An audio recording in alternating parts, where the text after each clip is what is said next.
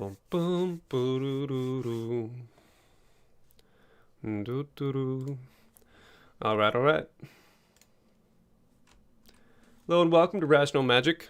Jumping into a Korea draft, best of one today. I'll probably jump into Premier Draft Dominaria later in the day. It is a pretty amazing set. Pretty excited to get back to that one. Hello, hello. Thanks for joining me. 1,500 gems. I got a nice stockpile of 40k gems here as my backup draft supply. A little bit weird doing a live recording and a live stream simultaneously. And with no volume. I have a flickering light in front of me. Tends to do that before it warms up, so the color may be kind of in and out right now.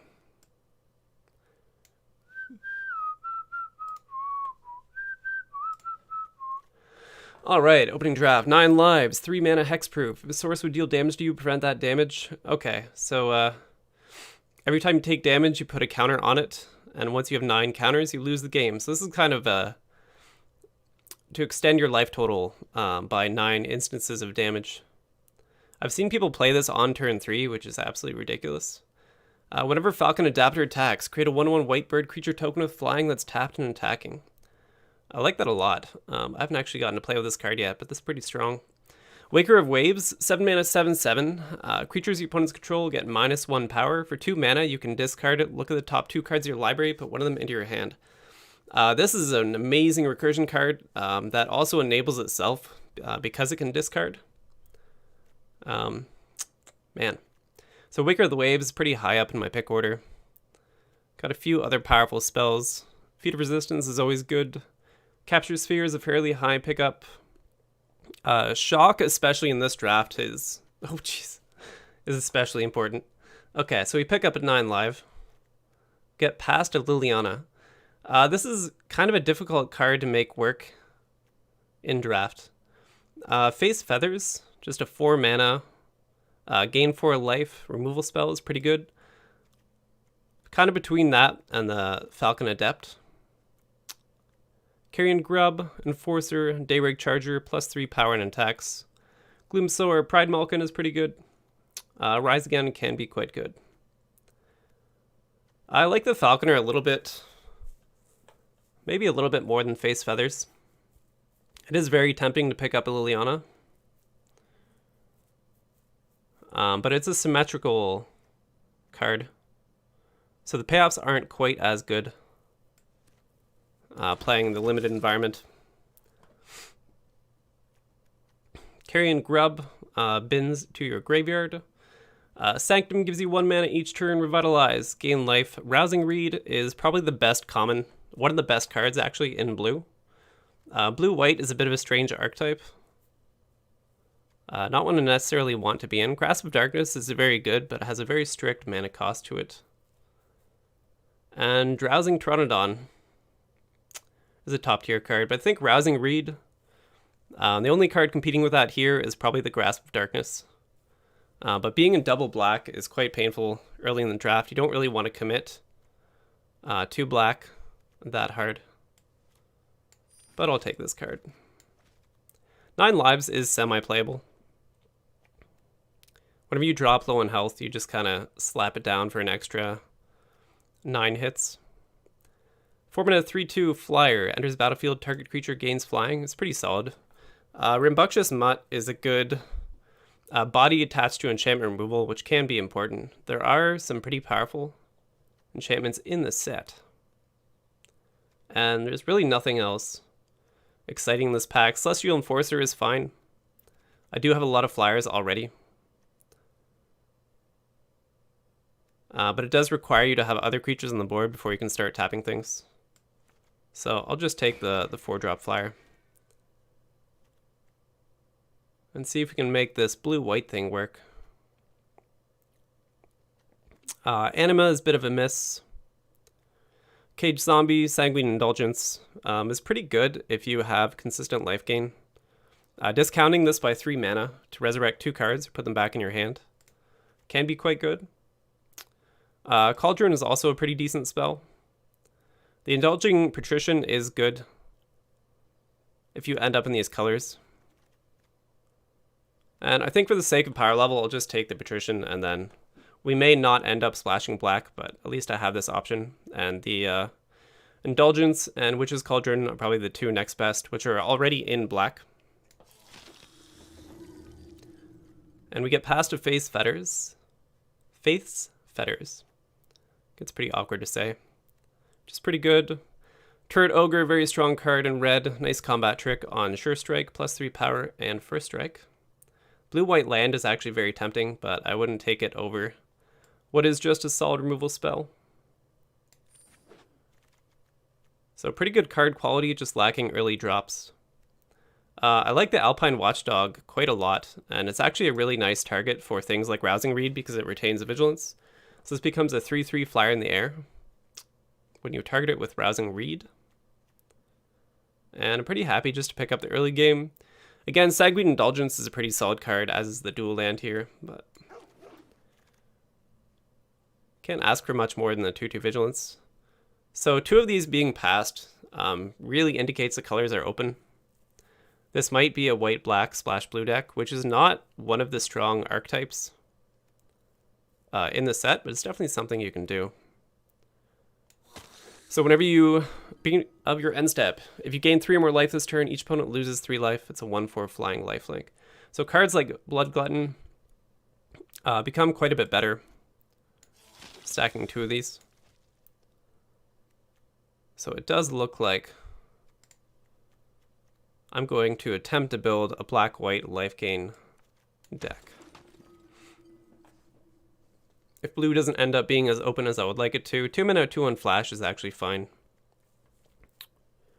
Radiant Fountain gains you 2 life, but if I'm in 2 to 3 colors, I don't think I want to be stretching my mana base that thin. So double Enforcer already is a pretty solid control plan. Tome Anima can't block or be blocked as long as you have drawn 2 or more cards this turn. Not something I can consistently pull off.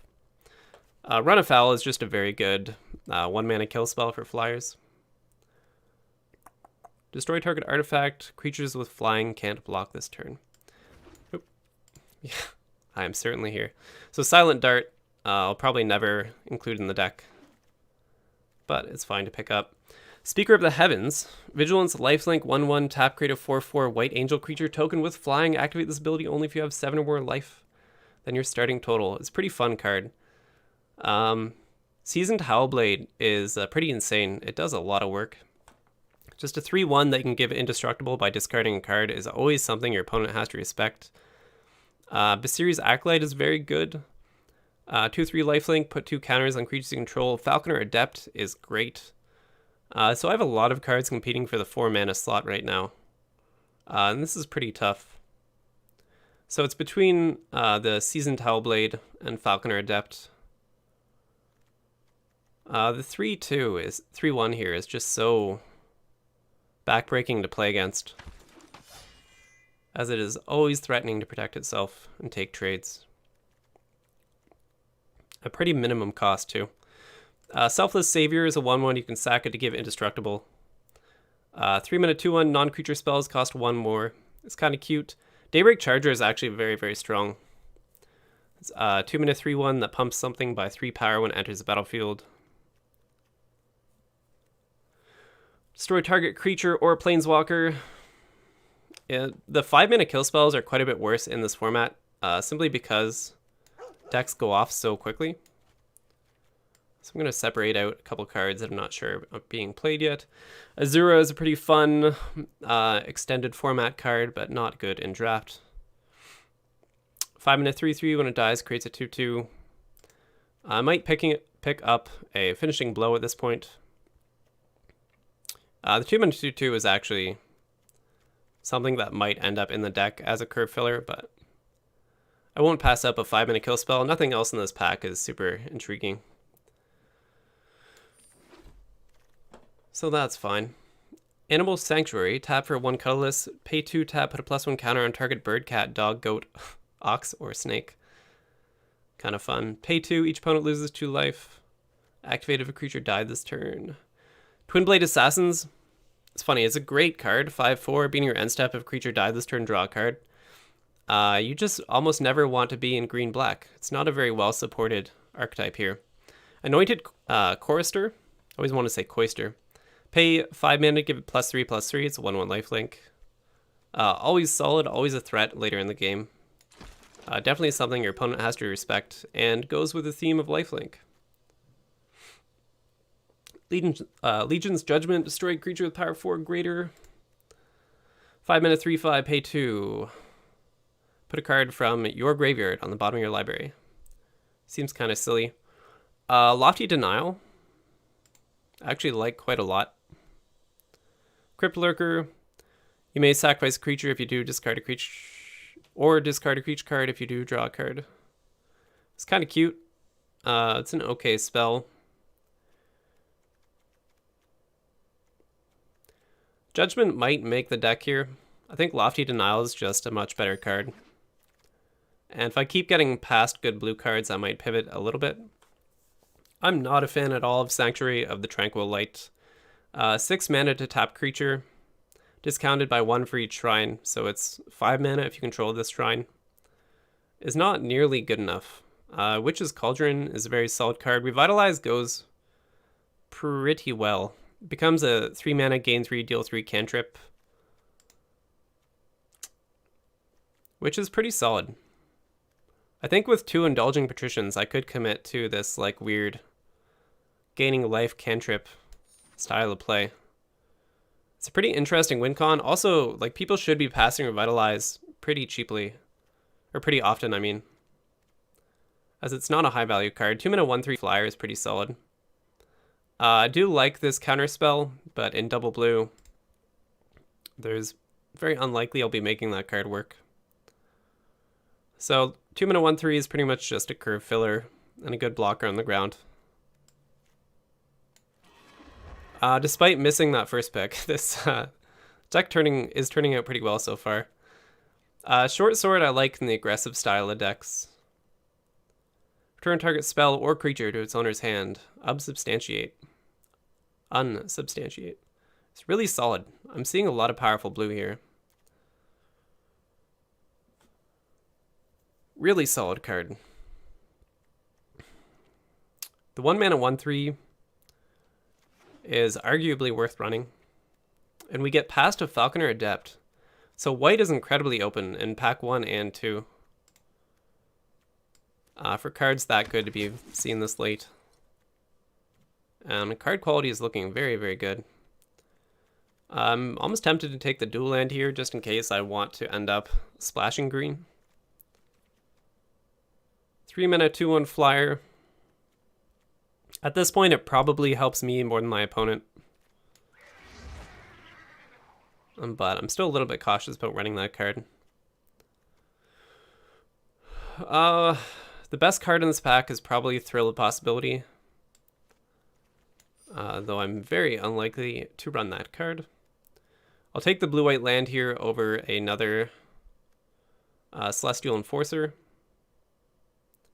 Defiant Strike is a fine cantrip, but fixing my mana base could be very, very good. 5 mana 3/5, 2 mana 1/3, tap for a colorless mana, spend only on instant or sorcery.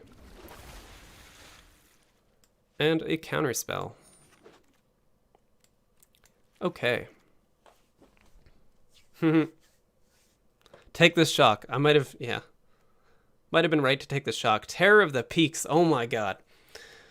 5 mana 5/4 flyer. Spells your opponent's cast at target Terror of the Peaks cost an additional 3 life to cast. Whenever another creature enters the battlefield under your control, Terror of the Peaks deals damage equal to that creature's power to any target. Frickin' insane. Insane card. Double red. There's no way I can pivot to be in double red at this point in the draft. But that is a hilariously good card. Oh, wow. And there's nothing really else in the pack that I want here. Like, the Acolyte is pretty good. Lifelink, synergy, putting 2 1/1 counters. But I think I just have to take Terror of the Peaks and see if I can make it work. I don't think it's going to be in the deck. But that card is freaking amazing. It's one of the best cards they printed in the set. So maybe it's worth forcing. Face Feather is pretty easy control spell. Still a little bit lacking in answers, but I'll pick that up, no problem. No problem at all. Gale Swooper, Staunch Shieldmate, Mind Rot, possibly. Kite Sail Freebooter, I think is just the best card in this pack. Mind Rot I like quite a bit. It's a high payoff card, but if you draw it too late in the game, it just does nothing.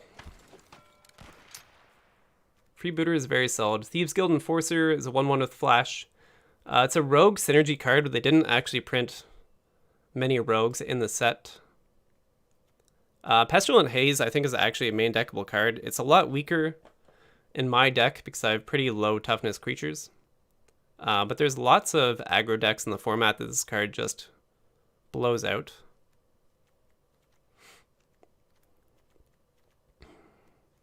I don't think I'm going to be out aggroed though. I have pretty defensive creatures and a good amount of life gain. I'm going to take a dual land here. Smooth out the curve. Dub can be extremely good, especially with early flyers, but it's a heavy investment onto one creature. Another Rousing Reed. I'm so tempted just to take this card in Splash Blue. Rousing Reed is insanely good. It is insanely good. Dub's a high payoff card, but also pretty risky to play. There's nothing else too good in here. Honestly, the Scoured Barrens is probably my second pick in that pack, and then followed by the Dub.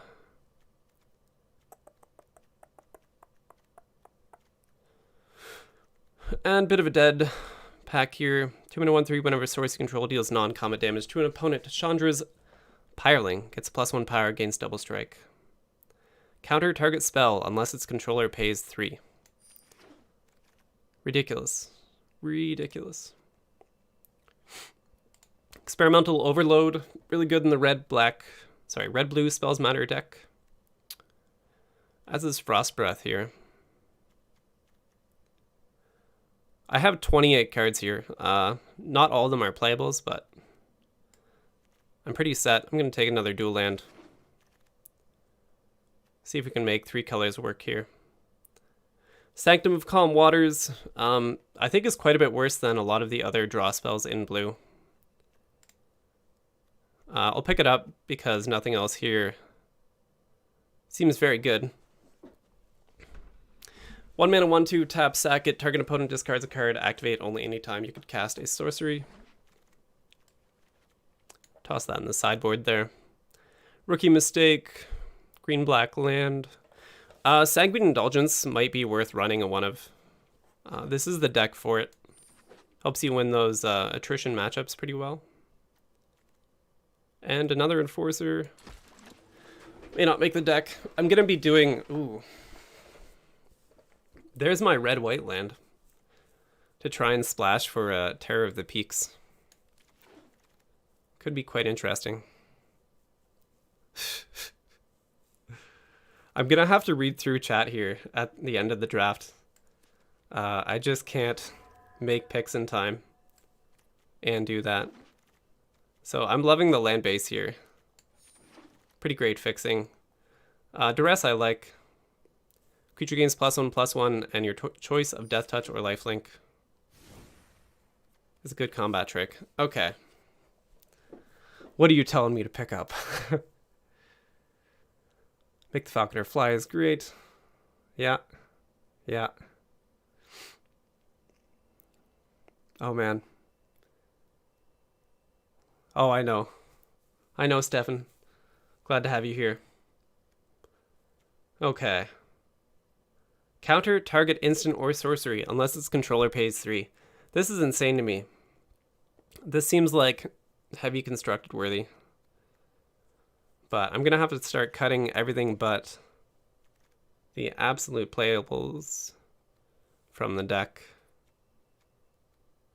So I'm sitting at 43 cards right now.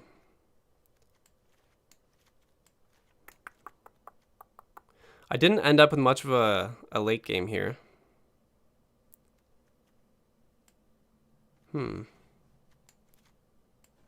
So it's pretty weak. Flash card. I'm not playing that much blue. I'm basically just playing Rousing Reed for the flying and card draw.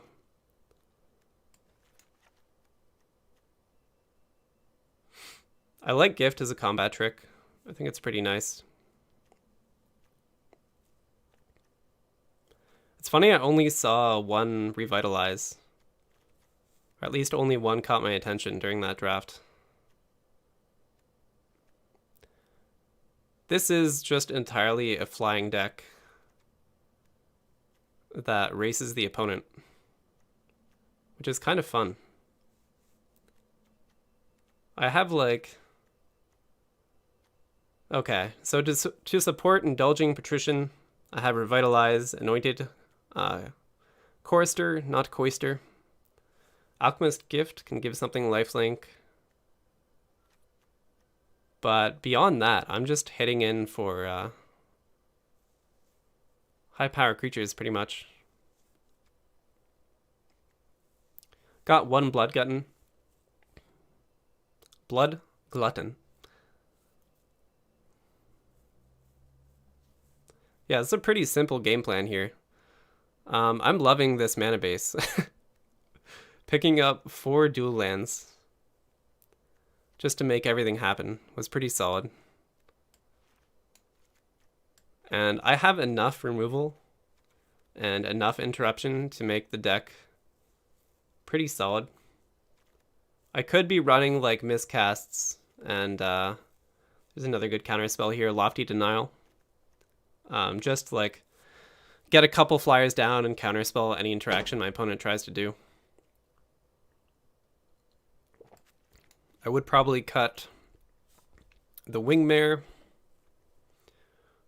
He just dies to too many things. It hurts quite a lot if I play this on turn 3 and then turn 4 it gets shot down by a skeleton. I think that's something that would happen quite often. So maybe I cut one of them and put in either a Lofty Denial or a Miscast. This is probably a little bit better. I have 3, 4, 5 blue sources right now. 3 blue cards. 6, 7, 8, 9 white. And I have 3, 4, 5... how many black? 1, 2, 3, 7 black sources.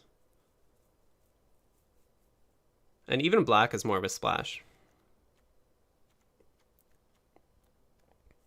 I'm liking this quite a bit. The Enforcer pretty much just acts as removal as well.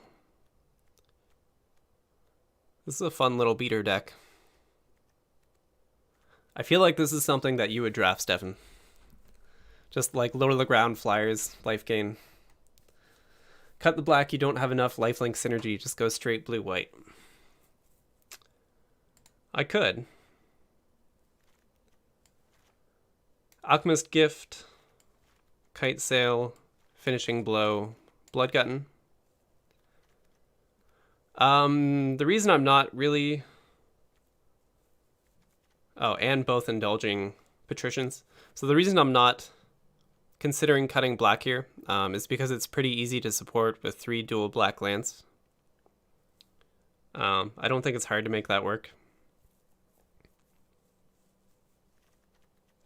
And the replacements for these 2, 3, 4, 5, 6 cards are probably not too great. I'd probably be cutting in like that's 3, 4, 5, and I would need like one more card. Roaming Ghostlight is quite a bit better than what I'm running here with than the Blood Glutton. 9 lives could actually be a fun card, just to extend the game a little bit longer. Terror of the Peaks, man. Spells your opponent's cast at target Terror of the Peaks cost an additional 3 life, 5 mana, 5/4 flyer. Whenever another creature enters battlefield under your control, Terror of the Peaks deals damage equal to that creature's power to any target. I wish I could justify running this card, and it is an absolute bomb. It's an insane card. But I can't really manipulate the mana that much. I do have a single Windscarred Crag.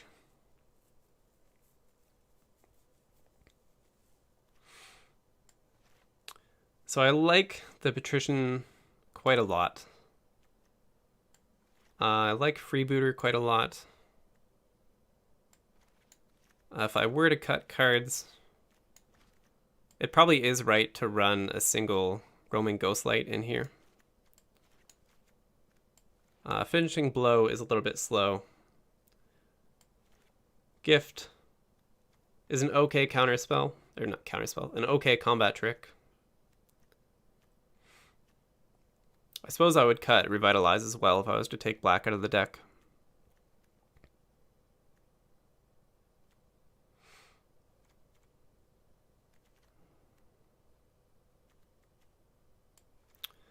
I would cut a single Enforcer here.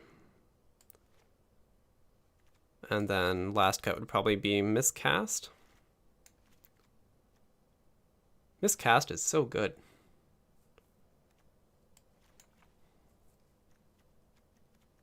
All right, second round of changes.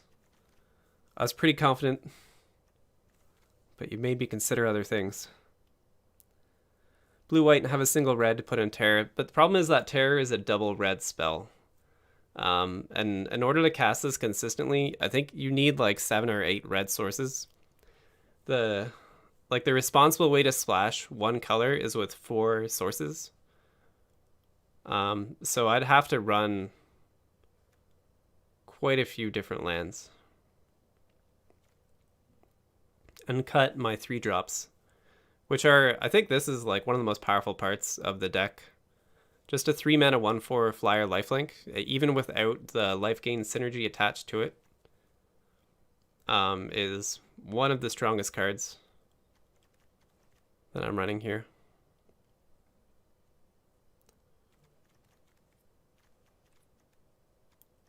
But I'm happy with this. I think I have enough lifelink to trigger Patricianer often enough, maybe like once or twice during a game. But it's just the little bit of extra damage that I need to close out the game. I'm not really trying to win solely through this. It's more that I'm just trying to have that extra bit of damage to close out the game. But I'm pretty excited. I'm pretty excited. Yeah. Oh yeah, Face Feathers gains 3 life when enters the battlefield. So yes, that also triggers the Patrician turn 3/4. Turn 3 into turn 4. So yeah, that's a solid pickup with that card. Becomes 4 mana, tap something. I believe it loses abilities, gain 3 life, and then if this is in play, the opponent loses 3 life. So it's 4 even, which is pretty great. Can't attack or block, loses activated abilities. Pretty solid. So if I count up synergy with this card, I have 2 here, 3 with Revitalize, 4 with Anointed Coister, 5 with Blood Glutton. So yeah, 5 cards that'll activate this. A 2 of in a 40 card deck is pretty consistent too. I can kind of expect to have this most games. It's kind of a shame they didn't print life gain. Oh, I did. So all of my lands gain life too. There we go. I'll have the tiny bit of extra math.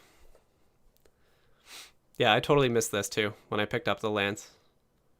But that's quite a bit better. Okay. Okay. This is cool. The blue-white Flyers deck isn't something that I usually aim for drafting M21.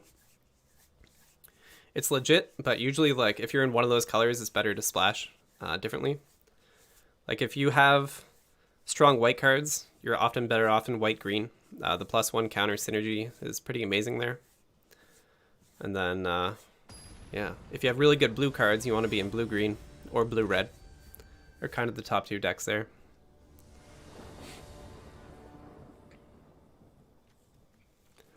Aerial Bilkin. Okay, so I have all colors of land. I have really aggressive hand to start, which is pretty sweet. I also have 0 volume in Arena right now, so I'm gonna have to fix that. Kind of unnerving when you can't hear anything. Kind of unnerving. And I think it's because my stereo just turned off, because it does that sometimes. Okay, I drop second white source. Pretty open what I can play here. I'm just going to throw down the 3-1. It's the most aggressive card. And I definitely have cards to discard.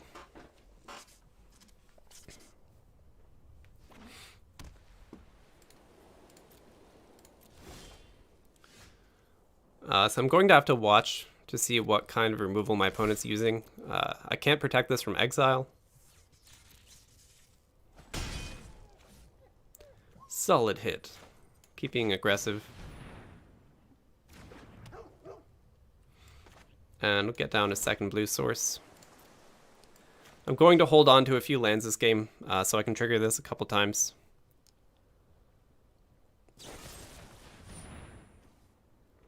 Destroy. So we can drop a blue land, protect our guy from the kill spell. Be pretty well off. It's so amazing that this card doesn't have a casting cost.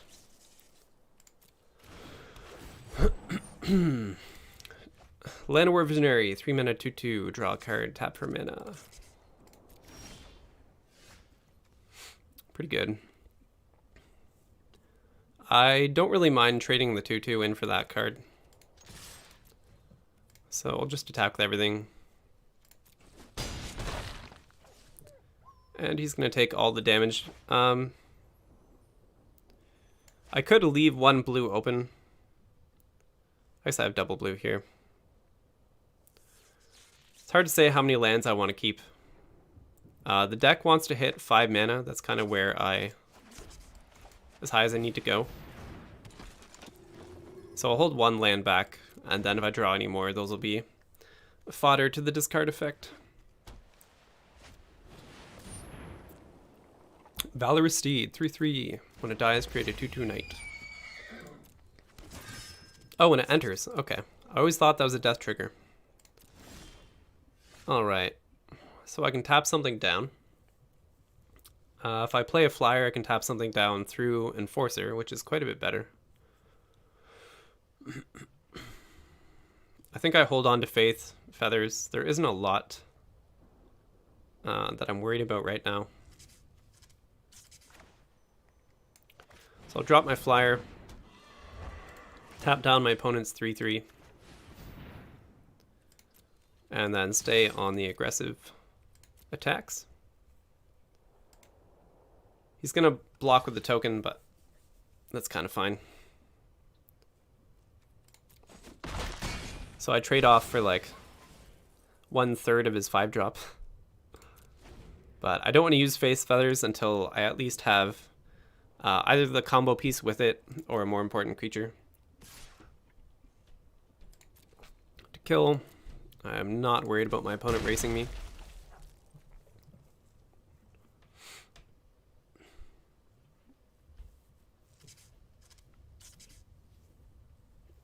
Yeah, putting down the plains was the right choice. Life gain. No. My nemesis. Oh, and he has the flyer.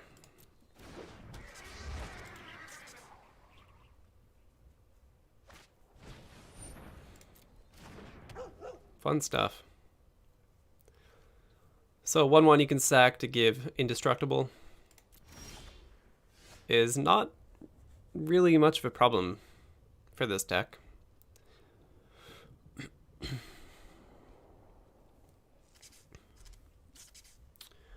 So I'm considering just tapping down the flyer and getting in for the 4 damage.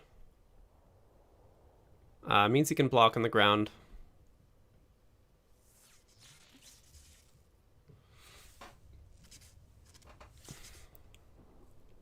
But that's always going to be the case. It's tapping a card to get in 1 more damage.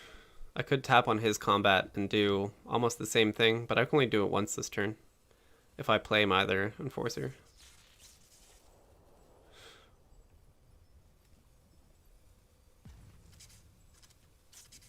Yeah. So it's almost guaranteed that my opponent is going to block this with something. So I don't really mind if he blocks it with a 3/3 and gives it indestructible. So I'll just get through in the air for the 1 damage.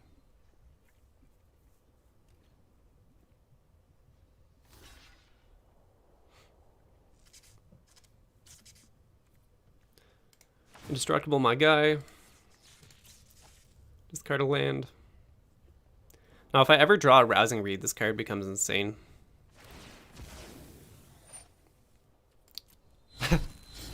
I think that was a pretty poor use of protecting a creature. For some reason I was thinking I had 5 mana, but it's because I discarded the land. So that's okay.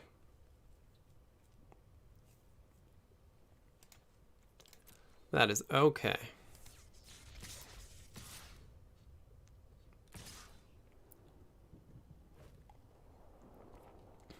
So he's trading 6 damage turn now.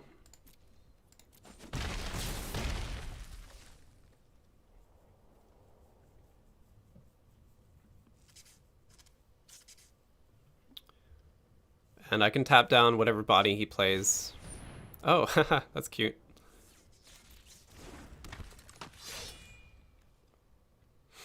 So tapping is part of the cost here, so I can't just pay 2 to do it. So we're kind of at parity now.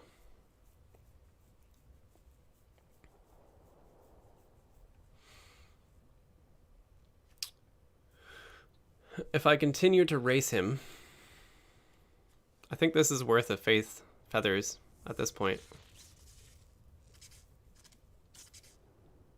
Just because there's no way to cleanly deal with that card. Yeah, I'm gonna Faith that dude.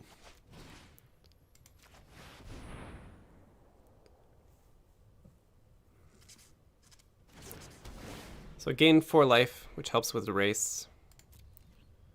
I get to hold a blocker back and swing in for 4 damage. If he blocks me, I will discard the other Enforcer.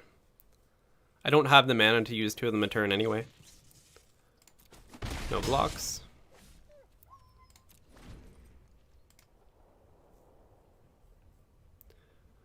Still quite a bit of mana, 4 cards in hand.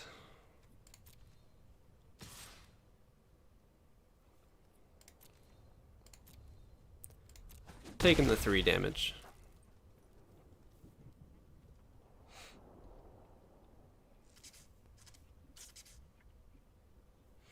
What's it gonna be? He probably has some massive green creature. Like the 5/7 Vigilance, draw 2 cards if you target it.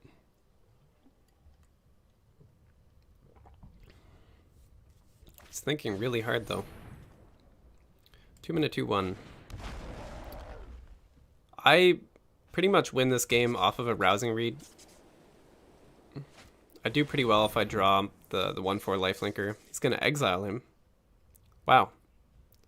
So 5 mana exile onto my 2-drop. It's pretty amazing. And now I draw this. So I'm gonna have to start tapping down my opponent's turn. So I'm gonna keep 2 mana up. Use the cantrip now. See what I can draw into. There's Rousing Reed. So next turn I can get on the aggressive again. And no attacks this turn. I can be on the aggression.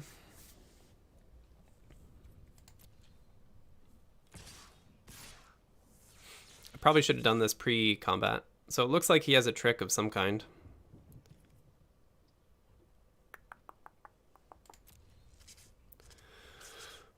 If he has a trick, I can let him play it and counterspell it.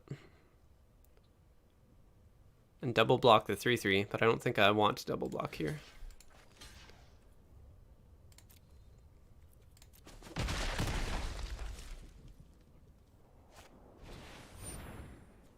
Griffin Airy, 2 mana. Beginning of your end step. If you gain 3 more life this turn, create a 2/2 white Griffin creature. That's what I needed in this deck. Oh my god. That's what I needed. So now I'll counterspell any life gain he plays if I can. But he can do it at instant speed is the problem.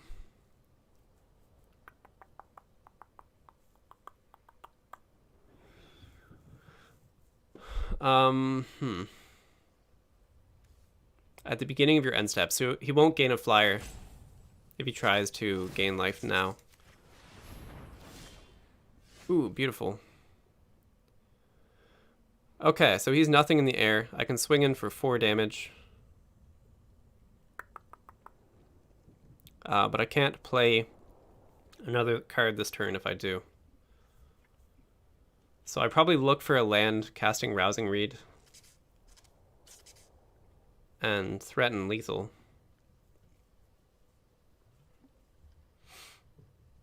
Or I just cast Indulging Patrician and leave open 1 mana for a counterspell.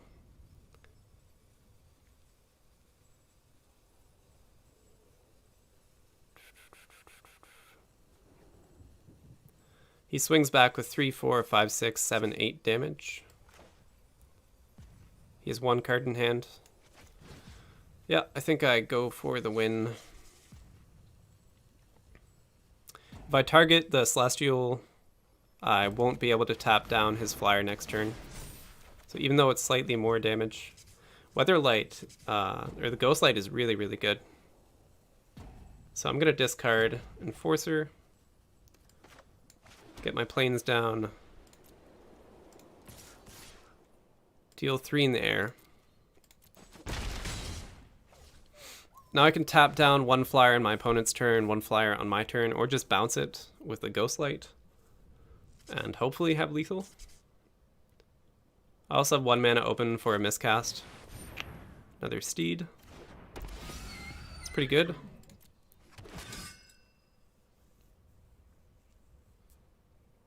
Looks like I have this in the bag. All right.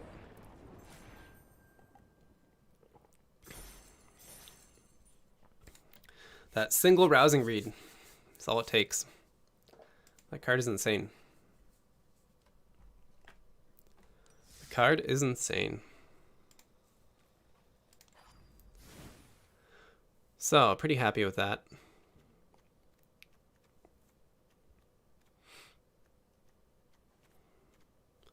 I think Gale Swooper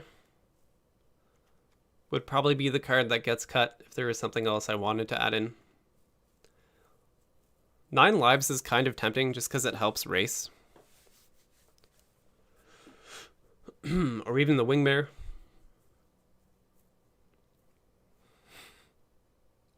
Or a double red Terror of the Peaks. Man. If I had pulled that... It was pack 3, right? I think it was pack 3 where I pulled Terror of the Peaks. What a card.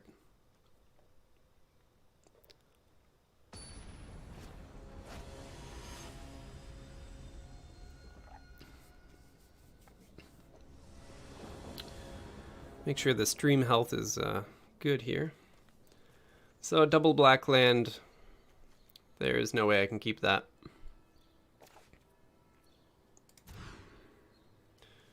For land hand, pretty solid though. It's actually kind of tempting to drop Ghostlight and just guaranteed be able to play this turn 3, 4. But playing the odds, I'm more likely to pull a land. In 4 draws, there's an insanely high chance that I get a 4th land.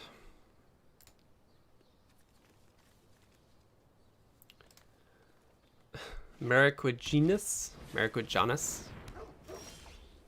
I feel like this is some weird spelling of marijuana, but can't quite make that out.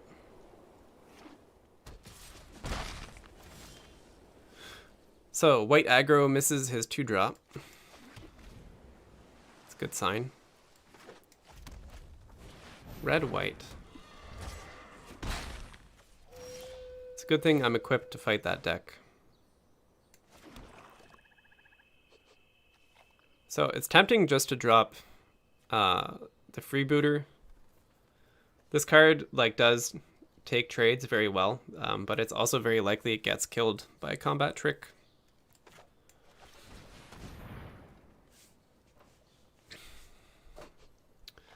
but I'll play proactively and force my opponent to have an answer. But blocking in the air now is going to be really risky. Yeah. All he needs is the first strike spell.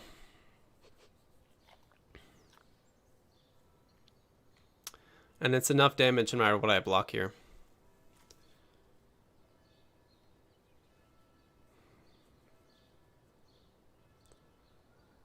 I think I'm actually going to take 3.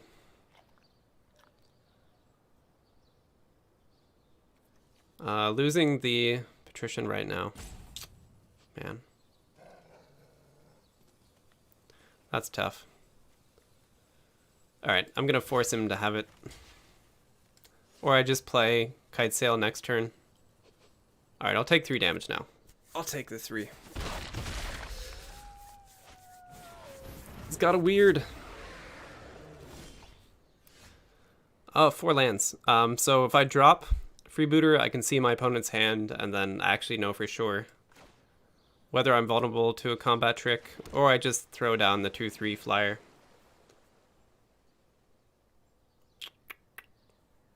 And I don't mind as much if I lose this to combat.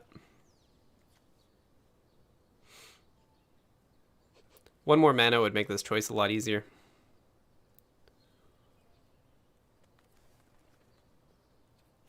Yeah, it's just too weak on tempo playing this down. So I'll drop the Falconer Adept.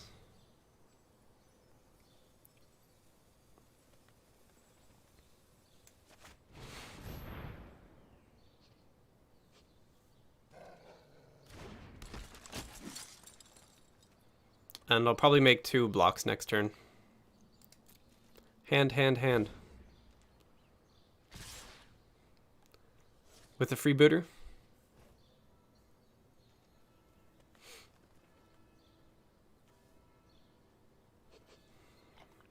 I honestly don't think he's winning this race. One more land, I can bounce the weird. He's still leaving open the 3 mana. I get a 1/1 flyer for attacking next turn.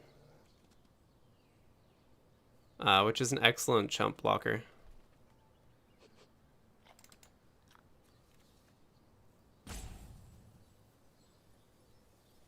Yeah, I could have stopped a Spellgorger trigger. It's just a little bit weak throwing down a 2/1.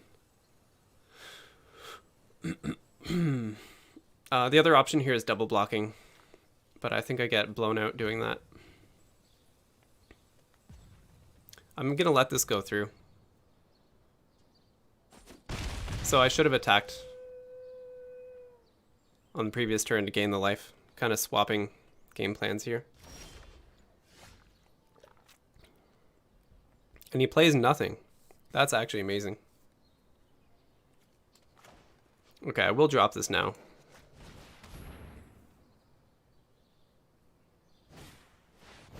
So he has Scorching Dragonfire.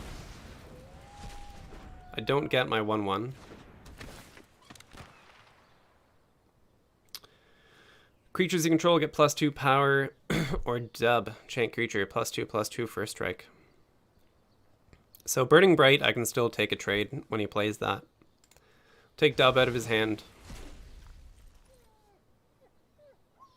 And now I'm totally okay blocking.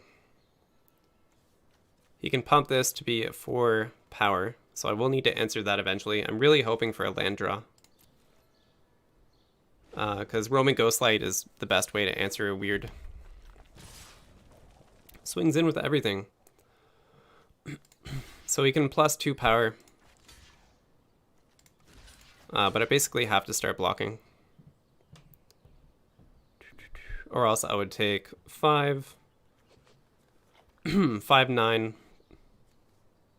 12.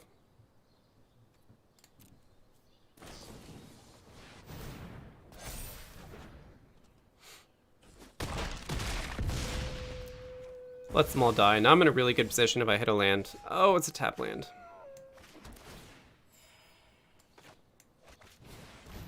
Almost guaranteed I have to chump block this guy. So he has dub back.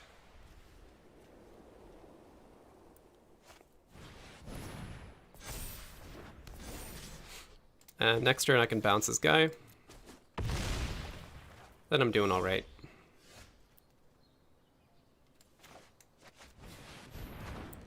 Kills off the enchantment. This is what I was hoping for, just to stabilize.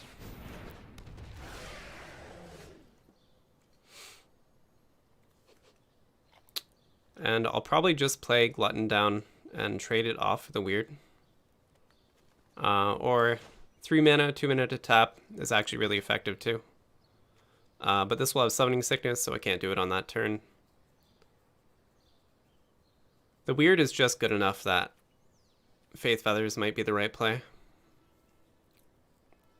It's either I trade it for a 5-drop lifelink or I trade it for a 4-drop.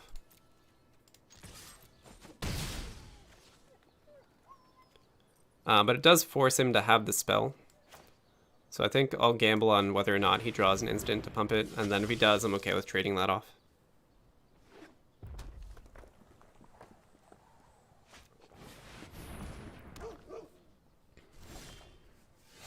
Oh, nice. Okay, so still sitting at 5 mana. He didn't have the spell that turn.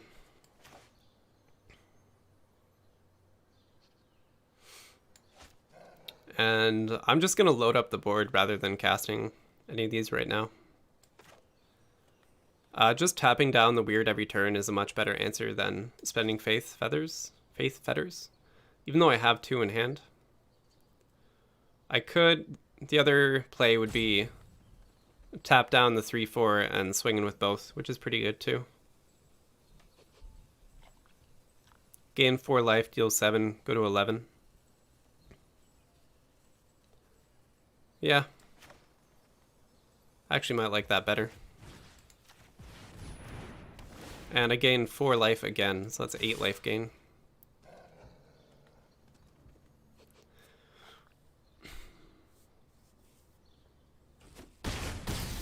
So he showed me last turn he didn't have an instant in hand. Double weird. Scary stuff. Ooh, that's pretty good.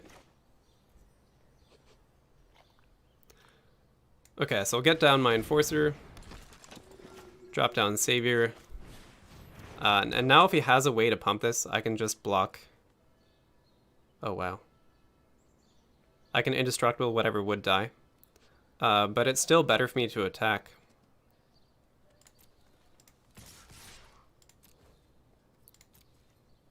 Completely turned around that game through lifelink.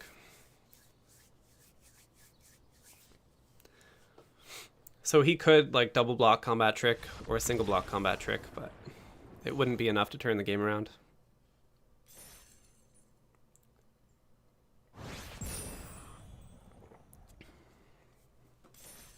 Good stuff. It's getting kind of dicey there in the middle. But this deck definitely has potential to just gain life and pull yourself out of those aggressive matchups. Pretty good. Clean first 2 wins. Let's see how far we can take this run. Do another check of the stream status here.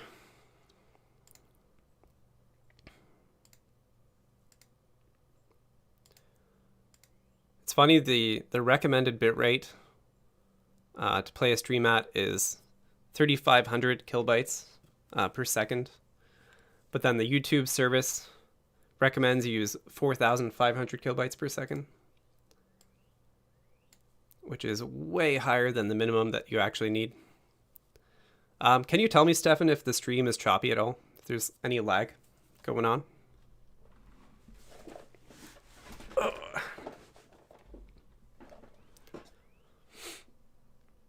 Pretty good opening hand. All 3 colors of mana again.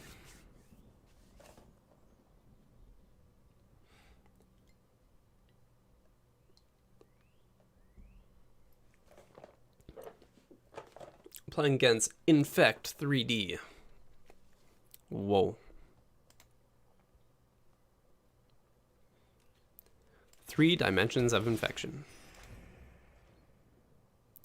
That's a weird one. Opens with a blue source. Get down an early flyer. So turn 3 is definitely going to be Mr. Patrician.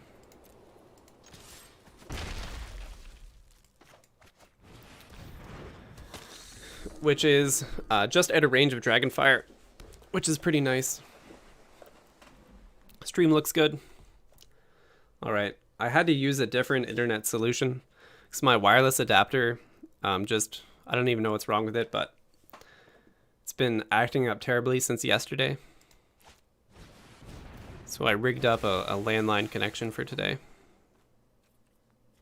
Whenever you attacks, draw a card. Is a problem. Is definitely a problem. So I'll have to try to block it with the Enforcer and hope our opponent doesn't have an answer. But holding back 3 blockers would just be too much of a loss of tempo.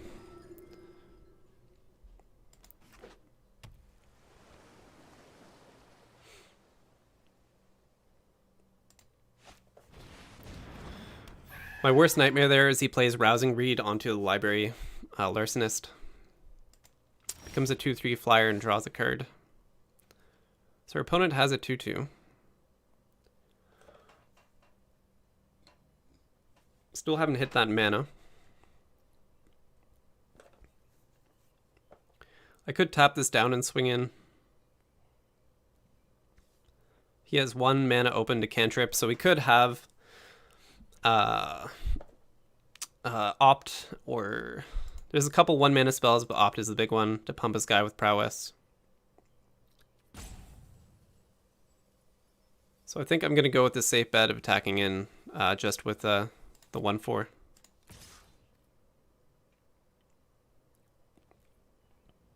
And I could even attack in with the Enforcer as well.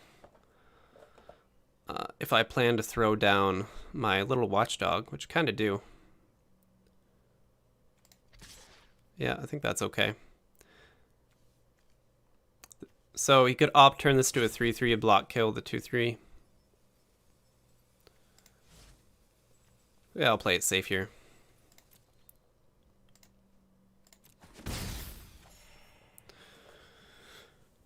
And I think leaving open the mana to tap down his guy is actually a little bit better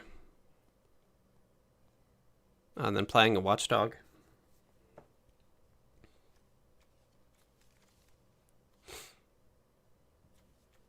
He doesn't win the race by pumping and swinging in for 3 damage. Alright, I've convinced myself. Go for the proactive play. Hope for 4 mana.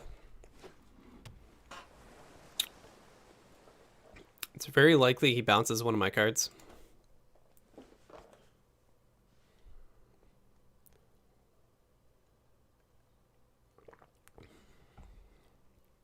There's a couple different ways that blue can bounce creatures in this set. He could attempt to sticky tap a couple of my guys. There's the Rousing Reed.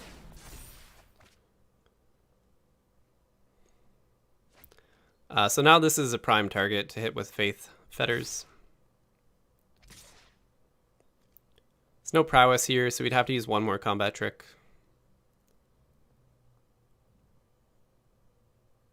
To kill my blocker.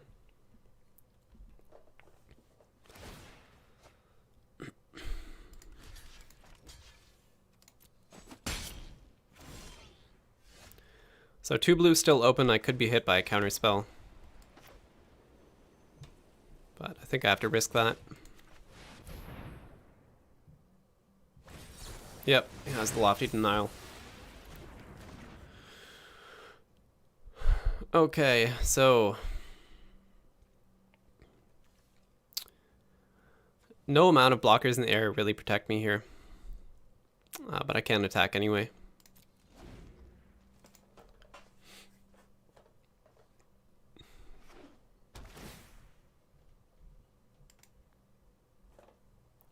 Larcenist into Rousing Reed into Counterspell is really, really good.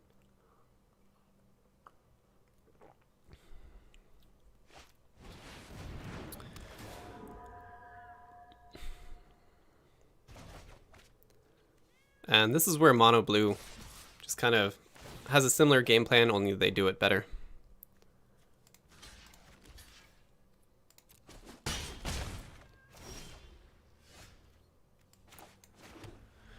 Sitting on a single blue source. He isn't actually winning the trade or the race here. I can at least tap this down next turn if I leave 2 mana open, but that means I'm not playing the Blood Glutton. But Patrician is still a pretty good play.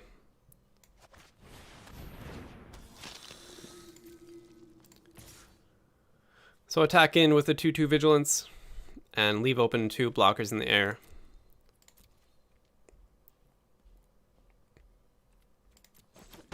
I'm still losing card advantage, but he's not winning the race. His card quality probably is a little bit better than mine in the late game. The problem is, like, if he's drawing a card every single turn off this, it's almost impossible for me to come back from that. So it goes to combat, tap down the 2/3.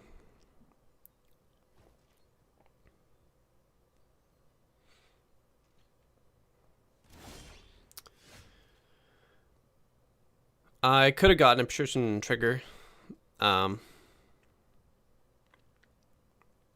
attacking with the Blood Glutton once. So he would have died to a trade.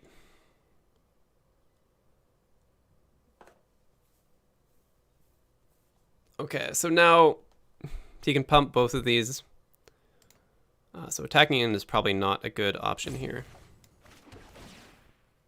He left open 3 mana and played 1 creature.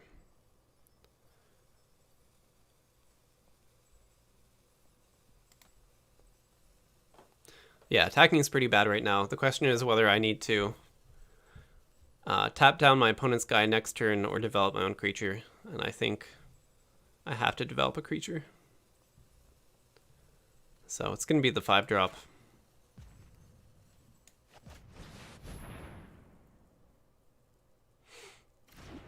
So no counterspell. Or he didn't want to use a counterspell.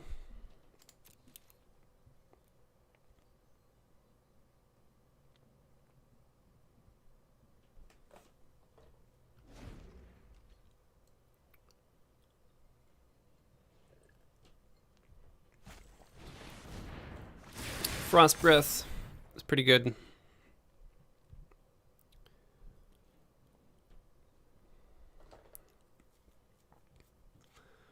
So we can deal quite a lot of damage, but it's not... the damage isn't much of a threat.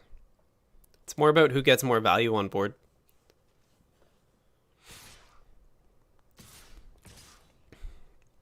Three, 6, 8 damage, he draws 1 card.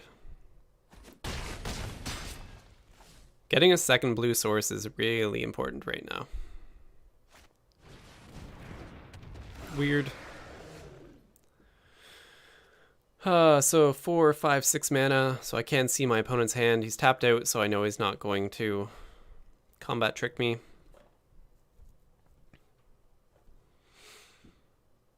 If I leave open 2 mana, I can tap him next turn.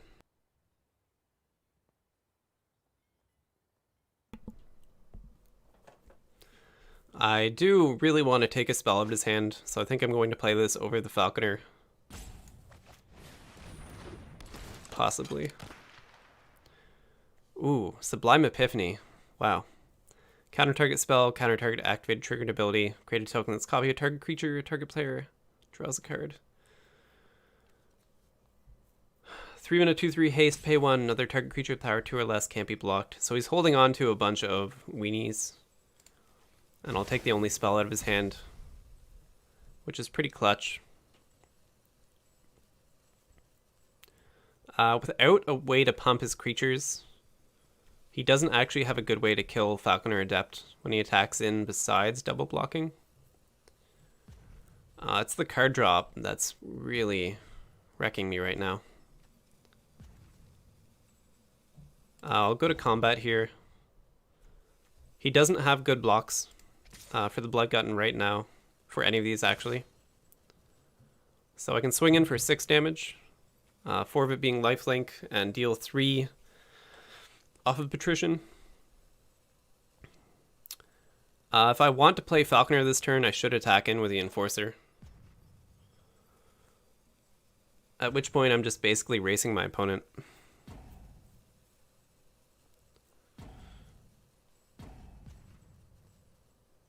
The card draw is brutal. I'm going to be... Yeah, I'm going to play this a bit conservative. Having a 2-3 on board or creating 1-1 flyer doesn't really change combat enough.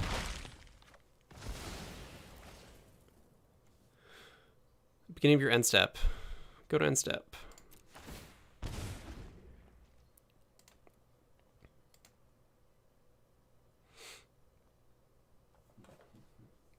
Like, all of his cards are enabled by drawing into spells. That's what's really scary right now.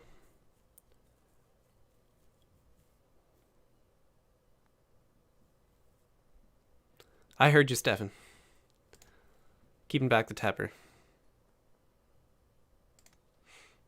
You know you're not fighting anyone for for your turn in the chat here. What spell is this? Turn to slag. Oh, that's bad. That's pretty bad. So he picked up the removal spell. +1 counter, +1, +1. Kills off the 1/4 flyer. And I'm gonna tap down the 2/3.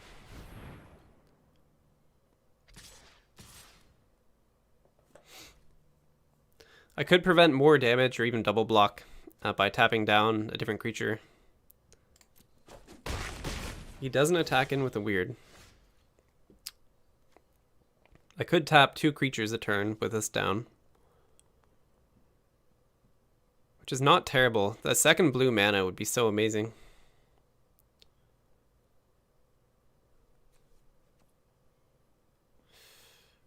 Yeah, so I think my best hope is going to be on a future turn tapping down 2 creatures, then on my turn tapping down 2 creatures, and then finding lethal somehow.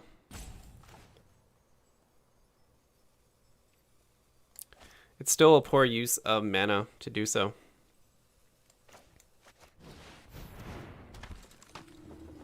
He's not running out of gas though. I can get 2 damage in here.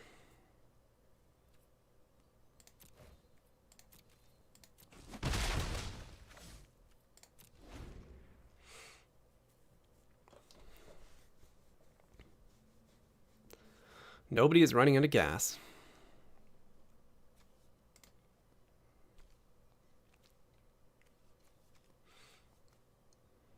It's a bit hard because by tapping down his creatures, I'm not able to spend my own mana efficiently. Whereas he's going to fill up the board with like little dinky guys. You can start giving any of his creatures unblockable with this. Pretty cheaply too. Discard your hand till the end of turn. Whatever creature you control with power 2 or less deals combat damage to a player, draw a card. Yeah, he's really good at cards. Oh. And he has all the removal. He top decked 2 kill spells the last 2 turns. This is a really good card. Volcanic Geyser. So he gets back his 6 mana choose card. Oh, I passed 2 attackers. Whoops, I clicked too fast. So I'm going to take the pain here. But the cool thing is, I might have lethal. 2, 4, 6, 7 damage. So I tap down the 4/4. If I had a blue mana, I could have bounced this and swung for lethal. But now I'm at 4. He surrenders. He thought I had it. Oh my god. Oh my god. You have enough damage the next turn if I draw a blue. Yeah, I needed a blue source to bounce this guy. Otherwise, the best I could do is tap down 2 of his creatures, and I still think I'd die on the swing back. I accidentally bluffed the blue bounce spell with indecision. That's awesome. Okay. Oh my god. What a game. Yeah, 3-0. I'm so good. I'm an amazing Magic player. Sometimes it's all it takes. I haven't drawn Lofty Denial or Miscast, so I don't actually know whether they're effective cards in my deck or not. Man. Oh, that was so funny. 9 lives, like, could be good. I'm still debating running this card. When you get down to like 4 life there, you cast this and they need to hit you with 9 more instances of damage. But the problem is, like, life gain, drawing this early, it's just a dead card. In any game you're winning or at parity, it's a dead card. But it's pretty fun. Okay. Oh man. We're going to take this to 7. I'm going to bluff my way to 7 wins. That's my goal today.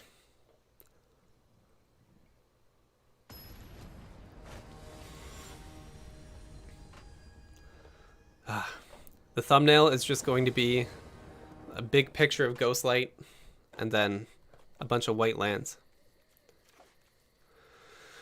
So I have double blue. This is actually a pretty decent counterspell on 2 mana if you have to use it that way. I'm on the draw, so my chance of hitting a land is around 80%. And I think I'm actually going to keep this hand.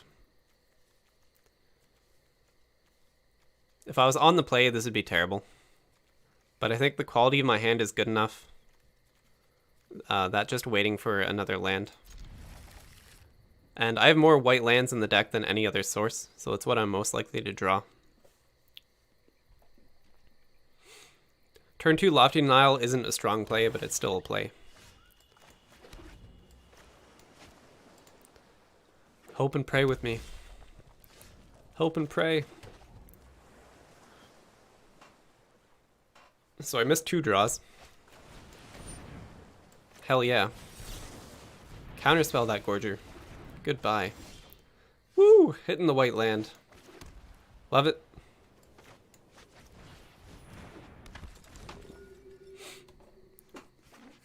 So, Revitalize would have been good to cantrip into a 4th land,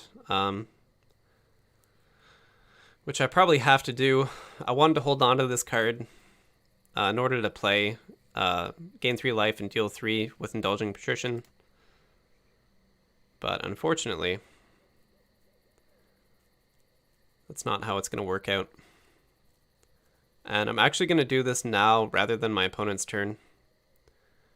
Just in case I can play a 2nd land now. But it's kind of unfortunate. So I do hit the land draw, and now if I top deck another land, I'll have 5 in play. So a bit of a dead turn. I wouldn't have been able to play this anyway without black mana. Our opponent at 5 mana, 3 colors, pretty good draws.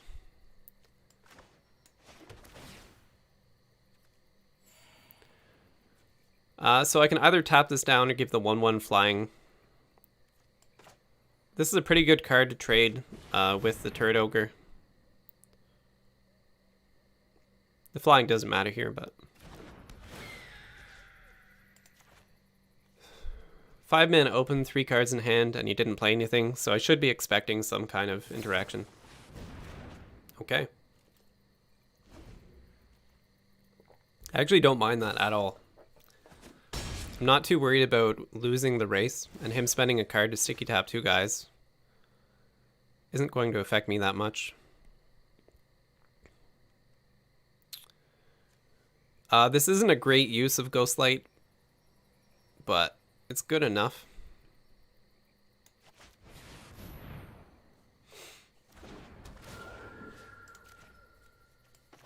So really hoping for that black mana. I fully expected this card to be answered by some kind of instant. Like maybe he's just land flooded, but I find it hard to believe he doesn't have any action in hand right now. I can start threatening the pump on Anointed Coister. Ooh, nice. Can we just take turns bouncing each other's stuff? No? Oh, that would have been cool. So I either tap it down or I threaten with my 4/4.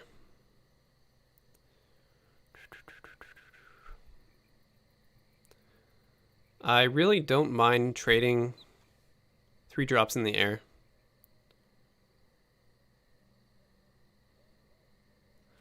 So I'm just going to go to combat. Forcing the block isn't terrible either, and just gaining 3 life a turn.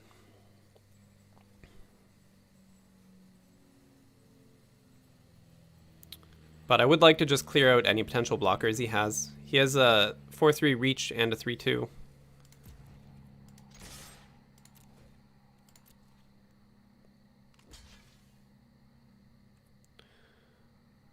And I'm not going to pump my guy so that I can play my own flyer this turn.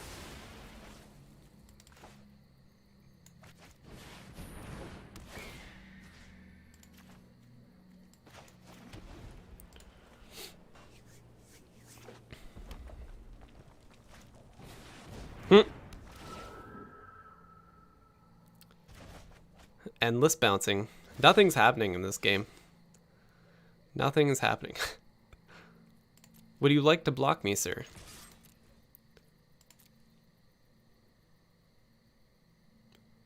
Yeah.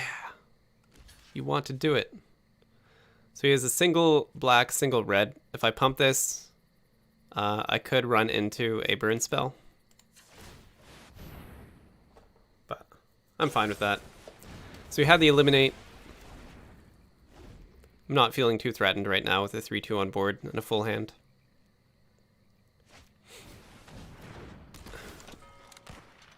Kite Sail Freebooter. So I don't actually have any direct kill spells. I have a bunch of tap down spells. So there's a good chance that just stays under his guy for the rest of the game.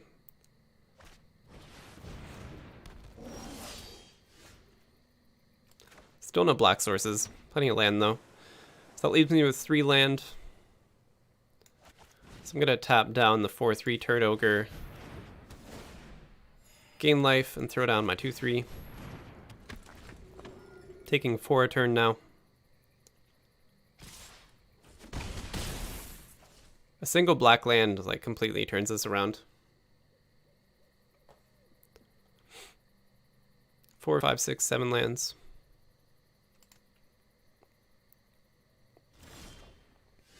Ooh, Rousing Reed. That's actually pretty sweet.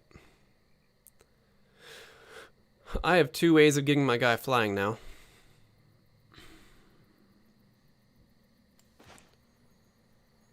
If I Rousing Reed now, is it even worth it?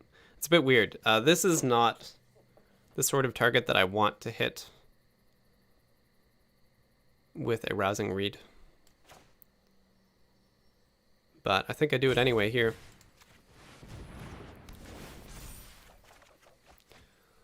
Still no black, so I'll discard the plains. Get my own flyer out. I'm gonna be a nice guy. Am I sure? Does that change anything? No. Yes. He's the flying turret ogre with reach. Woo! Yeah. You're welcome, buddy. And I could leave open the blocker, but I'm fine trading a 3/2 if I have to. Yeah. Brings him to 16. Yeah. The 3/4 is a better blocker, but I'm pretty far ahead on resources. I don't think it benefits him to take trades. And also I get to test his hand for combat tricks this way.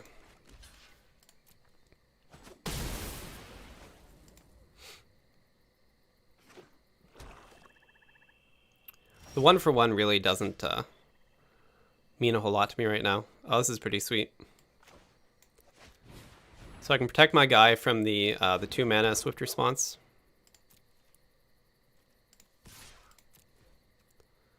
I take 1 damage a turn by not leaving a blocker behind, but I'm winning that race anyway.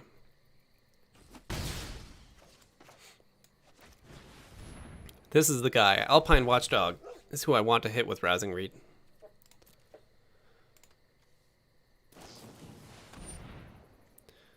Ooh.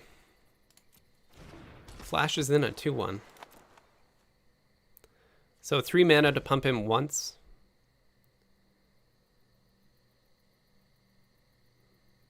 Is actually, like, at this point in the game is a fair amount of damage.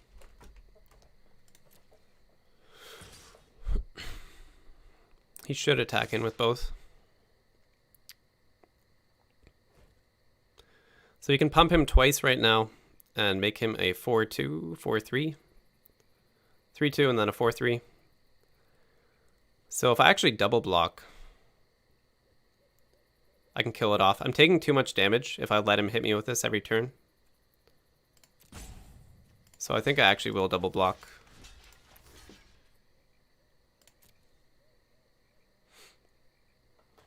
So we can pump it to a 4-3 and trade with my guys.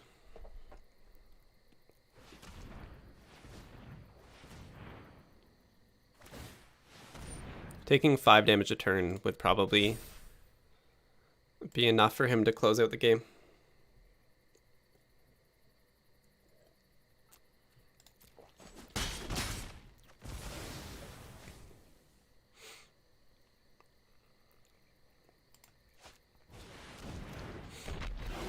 When it dies, deal 3 damage to any target. Oh, that was a poorly timed freebooter. So, 3 dead cards in hand, no black mana. That's quite unfortunate. I definitely can't attack now.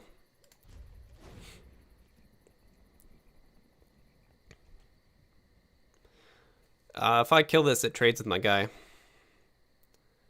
think I have to tap it down and take 1 damage, which is not very fun.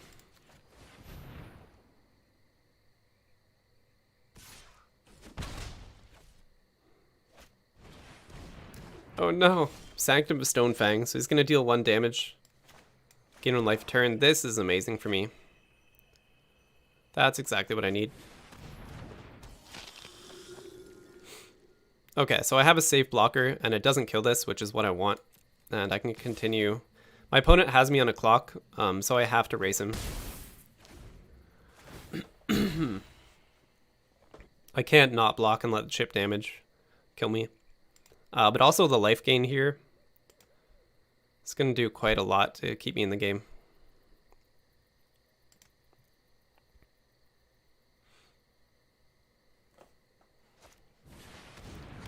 Top decks are pretty impactful at this point. Oh no. So he's going to bounce my Enforcer, I think. I keep losing my stereo. He doesn't bounce the Enforcer. Isn't that something?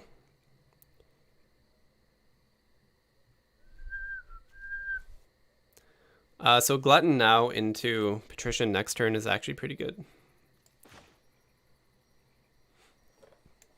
It means I can't block 2 creatures, but only need to block 1 in the air. But then I take 4 damage. I take 3 in the ground if I don't tap this down. If I do play Patrician, I take 1, gain 1 life from the attacker. That's a tough one. Do I die next turn if I play Blood Glutton? That is the question.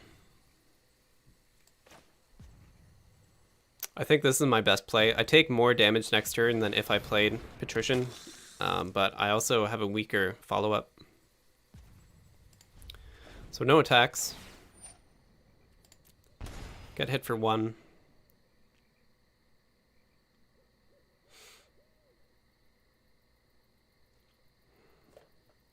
And I don't think I tap down his guy.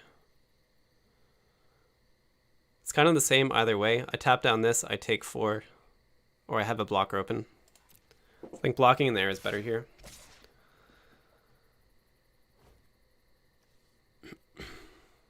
So, past blockers. Take 3, I die to a combat trick. But I think I need to take that risk.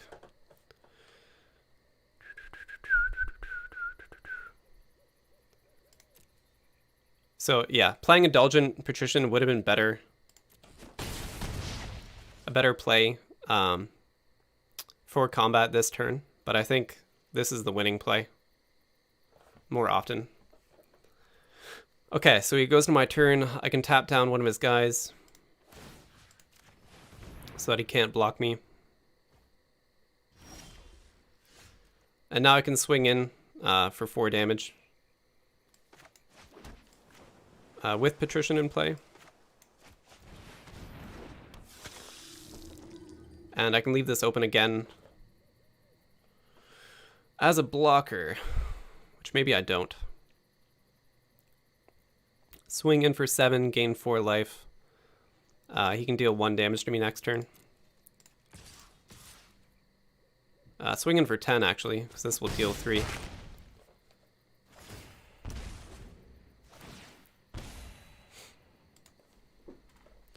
So I can block the 3/3 without killing it and take 1 damage in the air. Ooh, that's quite painful.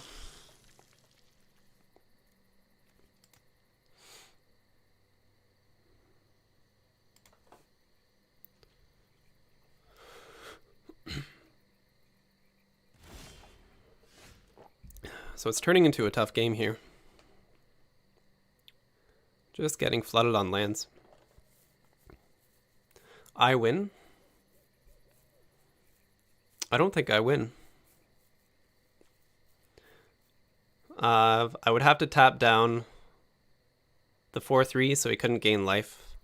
Right, gain 4 life and then deal 3 off of the Patrician. You're correct, I win. He can block and deal 3, but that doesn't matter because this has 4 toughness. Okay, so I'll play this now. Yeah, I can deal 6 damage on end step by gaining 4 life. So I have to tap down his lifelinker so he can't gain any life. Swing in.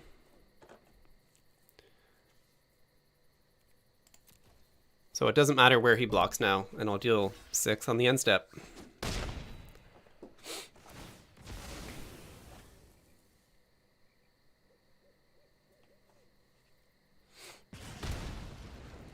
And even if he had damage to burn off one of my guys, I would still get a trigger of 3. Solid. Yeah.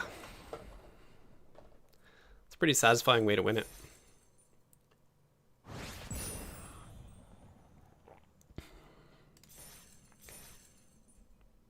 Climbing up those ranks. I got like one rank off of hitting Mythic last season. Just by playing like 6 drafts a day for consecutive days, which was pretty awesome. Aquaria is a pretty sweet set. I'm going to take a short break here just to grab another water, but be back in a few minutes. Boom.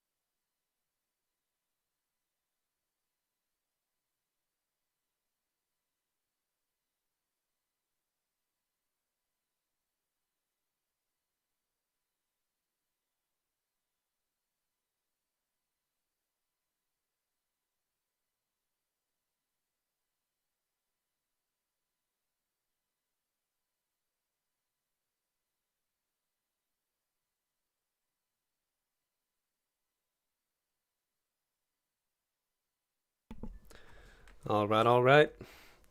We are back. The smooth 4 wins.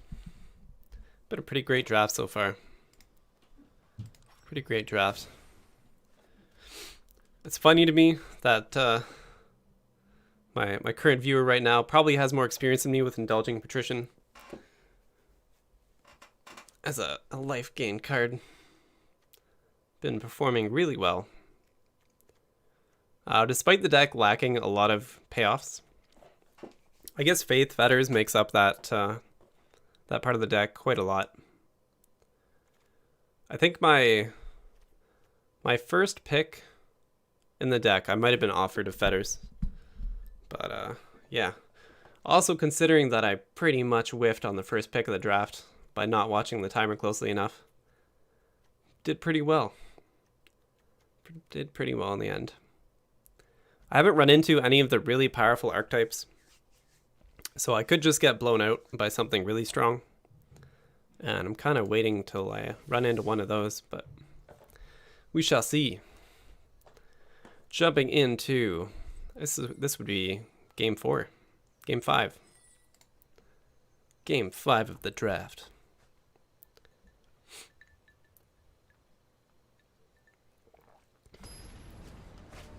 This is not a deck I would have ever expected to just clean sweep. It's been pretty good. Okay.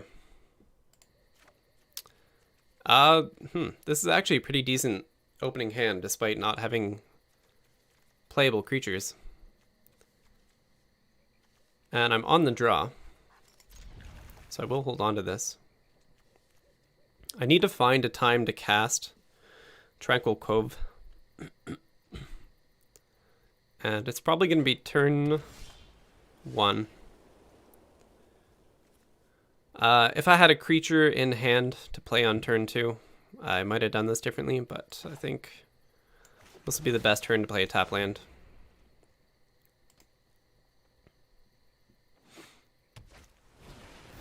Ooh. 2-mana 2/2 flyer can block only creatures with flying. Tap 2 untapped spirits. Tap target creature you don't control. So, a bit of an All-Star there.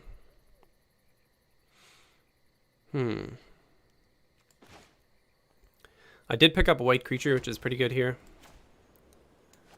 So, I just kind of need to match my opponent's aggression until I get my flyer down. And I'm not going to leave open a mana for miscast. I'm hoping if I get this up to a 2/2, the opponent will want to trade with me.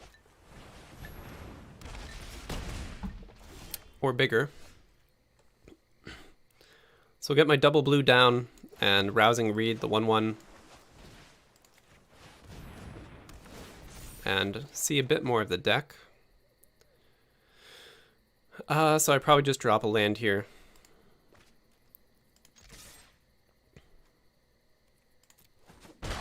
I don't want to block on the swing back because I can pump this guy to be a 3/3. Dub. Anything but dub. Okay, so I definitely want to tap down his guy now.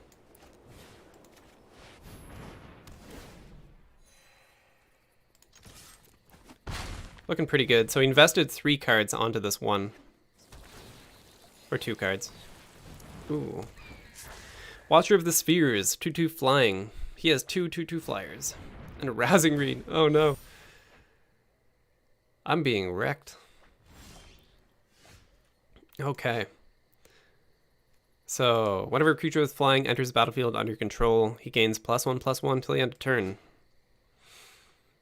A black mana would actually solve this game for me right now. So I need to leave open mana for at least 1 counterspell. So I'm going to get down my own Pegasus. This will be interesting.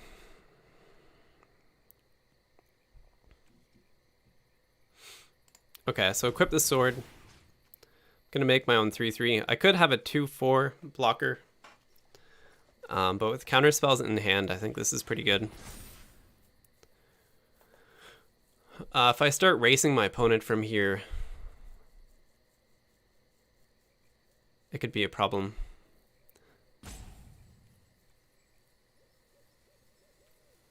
It could be a problem. So I think I'm gonna wait out at least one turn here.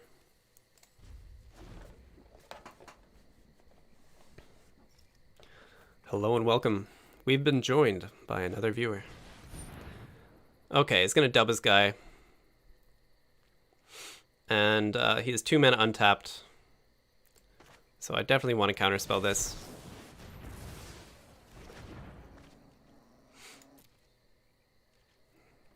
Okay, and now we're stuck in parity again.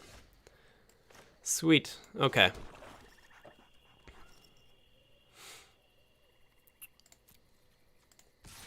So I can start racing my opponent now. And also test him for a combat trick.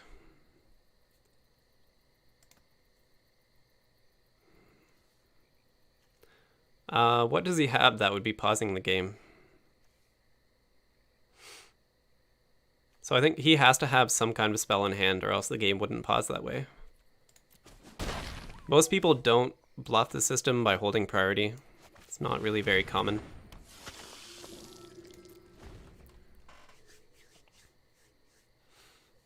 Mr. Kale. Teferi's Protege. 2/3, pay 2 to loot.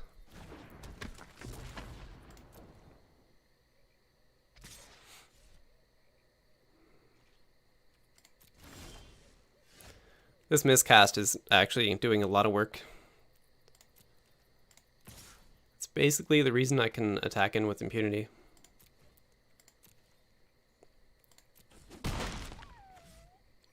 Now this does pump to a 4/4 if he plays one more flyer.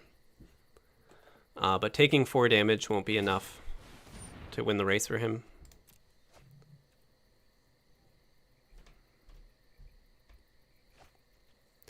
He's not in black, I don't have to worry about discard effects. But that land isn't really affecting the game too much right now.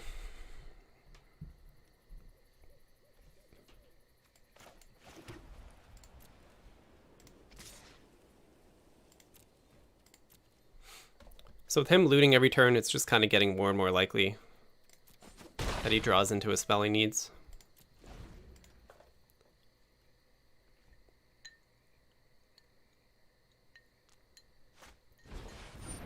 Secure the scene. Exile my guy and create a 1/1. So pretty easy miscast.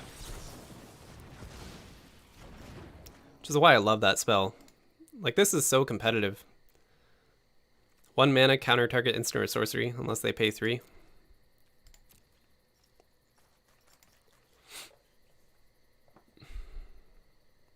It's like a 4 mana premium.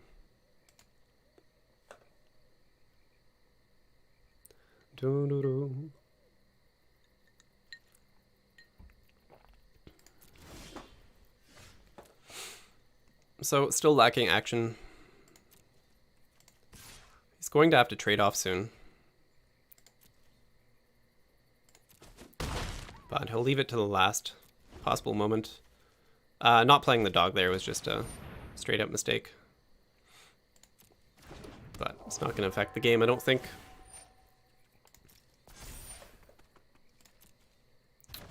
Bam.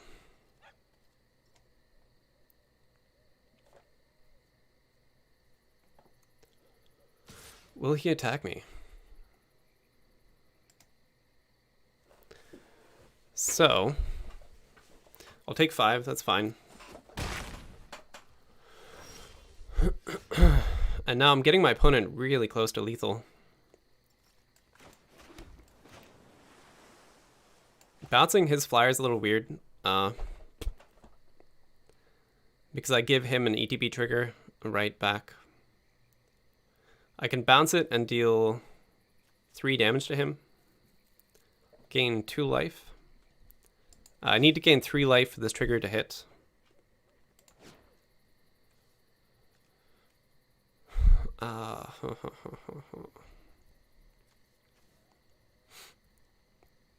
So I think taking out Watcher is probably the better play. None of these are especially good.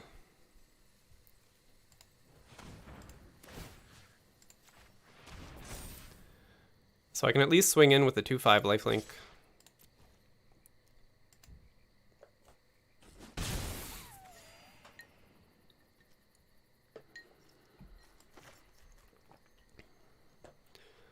And this doesn't change the math a whole lot.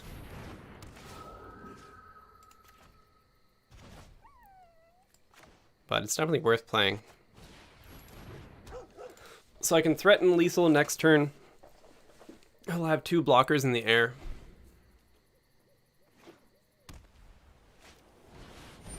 Oh god, Enthralling Hold. This card is so good. So he gains control. You can't choose an untapped creature. Yeah.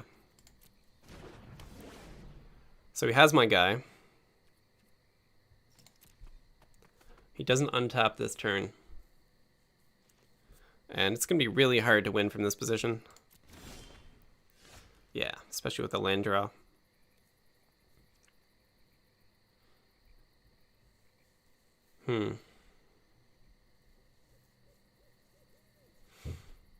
So I can force the trade.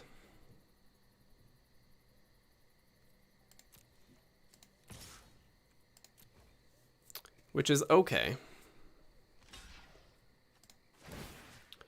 Sack, give my guy indestructible. But this is still not looking so hot.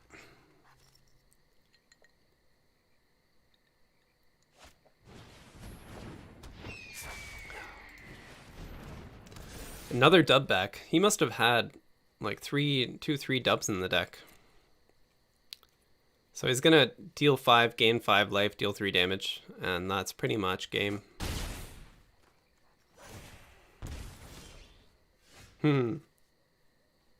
Not quite in time.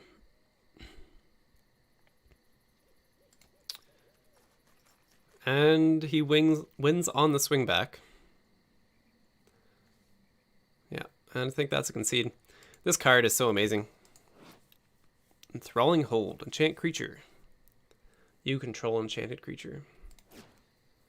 Kind of a classic spell.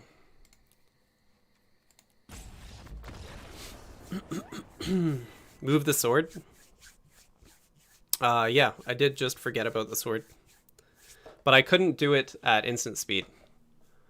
So when he cast Enthralling Hold, you can't re-equip a sword before his spell resolves. So equipment has to be cast at sorcery speed. So if someone uses Enthralling Hold, they gain the equipment. I might have been able to equip it after that, but I'm a little bit unsure about the ruling there. If your opponent controls a creature with your equipment attached to it. I would actually have to look up that ruling. Gain control of creature with equipment.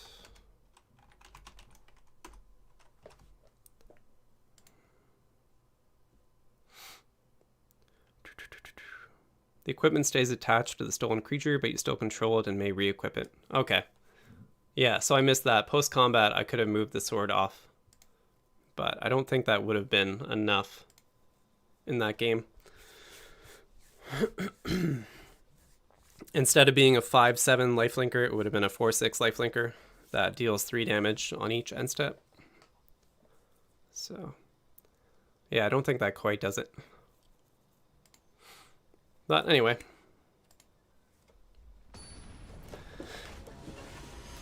Jump to our next game here.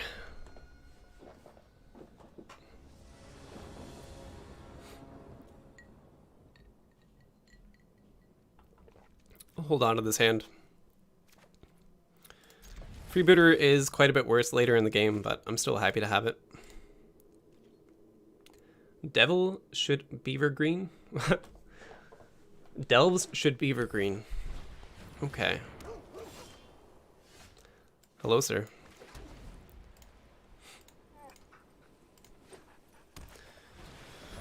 Another aggro blue-white.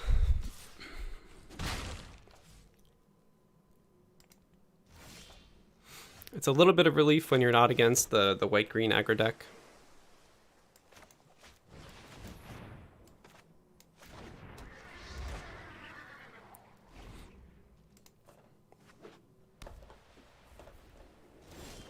No combat. So I could Rousing Read my guy. It's not a very effective play, but I don't have anything else to do.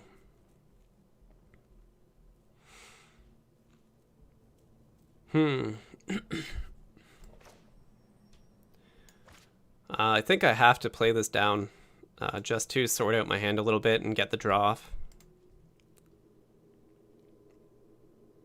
All right, see you, Steven. Thanks for hanging around.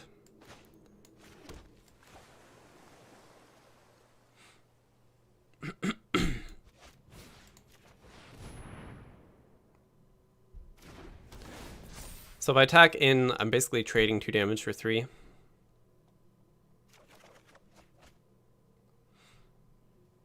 And I'll probably drop the tap land here.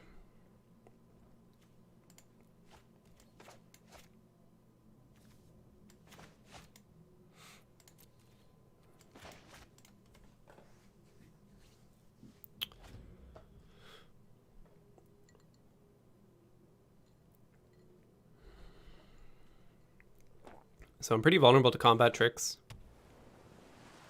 and bounce spells.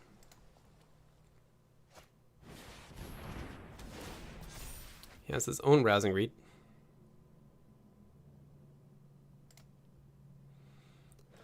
Single blue mana.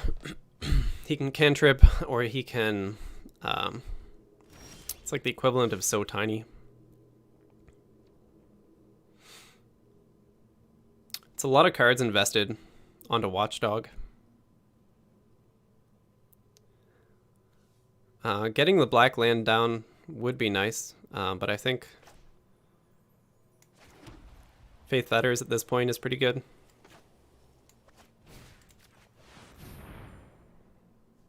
So gain 3 life and I can start going on the aggressive.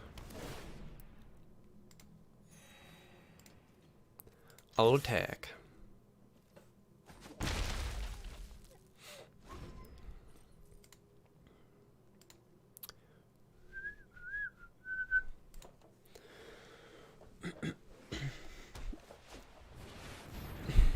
Valorous Steed, 3/3, credit 2/2.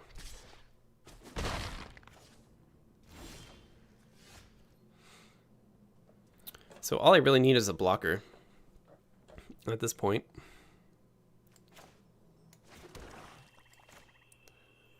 Kitesail Freebooter can start hitting for damage. Get to look my opponent's last 2 cards. Wow, Capture Sphere and Lofty Denial.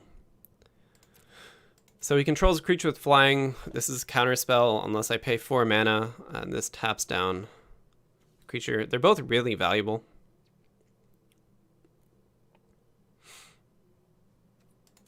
It's really hard to say what's better.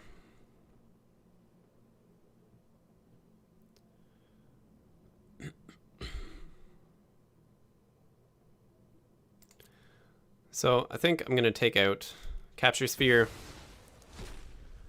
I would like to see other of those cards removed from hand. And I can develop my own 1/1 Pumps to be a 4/4 lifelink. And no attacks in the air, because it hurts too much in the swing back.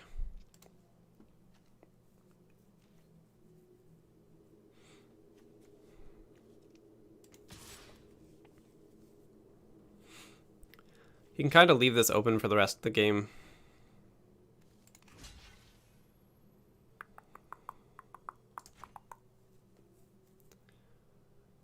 I could block the 2/4. Or block this with the 2/4.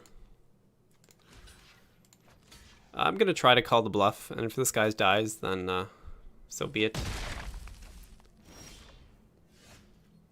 My own miscast is perfect, so I can answer his Arcane Denial now. I could cast Revitalize to cantrip. The reason it's in the deck in the first place is because it is a 3 mana burn spell with my lifelink flyer in play.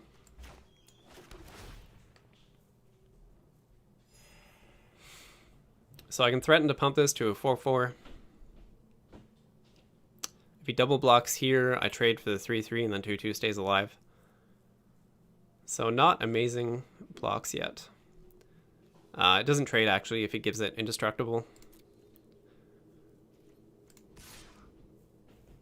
Looks like it'll have to be 1 damage turn. If I leave open the mana, I can swing for 3 and just keep this guy up as a blocker,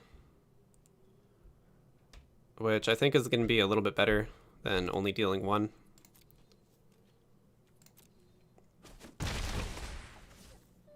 And my stereo turned off again. You're going to see me stand up a lot of times in this video.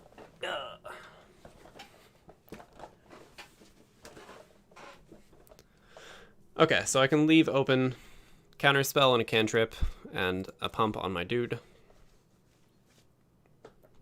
He does nothing. It's hard to say whether I cantrip or whether I wait for the draw. It is really likely that I find the spell that turns this into a burn.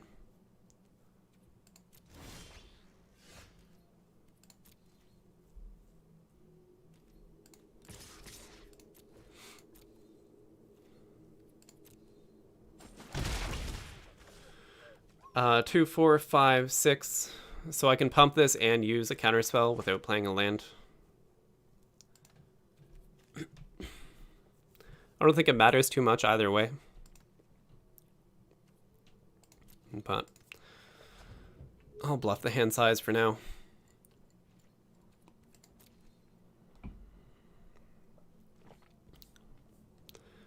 No attacks again. He's kind of just letting me slowly kill him. Rousing Reed is pretty amazing.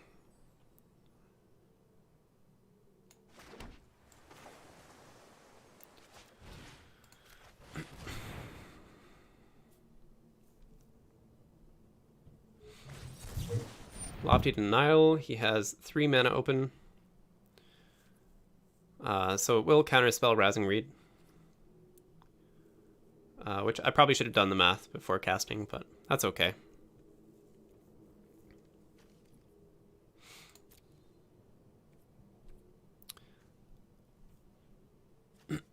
Oh, unless I pay 4. Alright. So I get my 2/2 flyer, pumps to be a 5/5 now. What do I drop? These are all pretty good cards. I think I just drop Revitalize. And the swing back doesn't really hurt me so much anymore. So 5 damage in the air.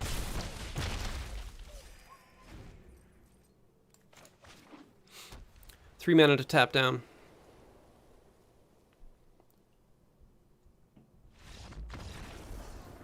Feel free to chime into the conversation if you like.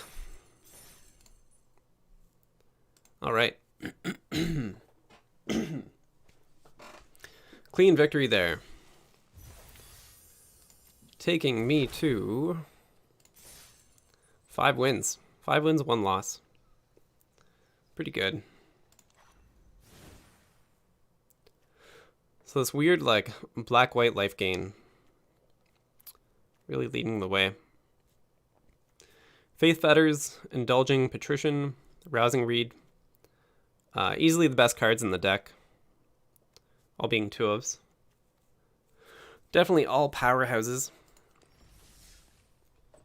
Gonna have to finish off this round so I can get some lunch. It's funny, I can like feel my face just turning into a hunger frown. Like, yeah, be in a good mood. Fun draft. My body is like, nyeh. Joker face, you're hungry.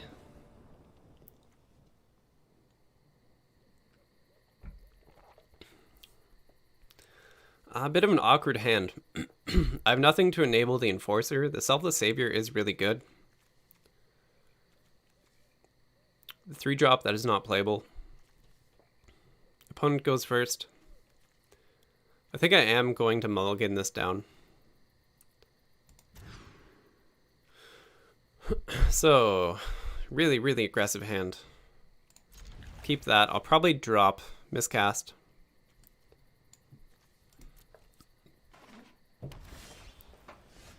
So quite a bit of a better opening.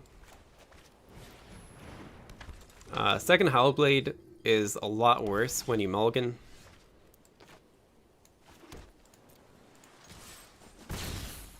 Deal 1 damage, gain 3 life, get my 3/1 down. If I discard a card, it gains indestructible. This isn't a really amazing target for Rousing Reed. Becomes a 4/2 flyer that can give itself indestructible, which is pretty amazing. Speak of the Devil. This is also a pretty legit target for Faith Feathers. It removes abilities, can't activate abilities. So I believe the way this works, the triggered abilities also won't be activated. But I would have to test that to know for sure.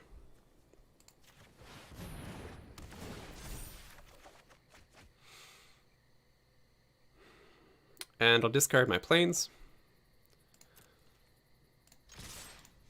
Drew into my black source of land, which is pretty sweet.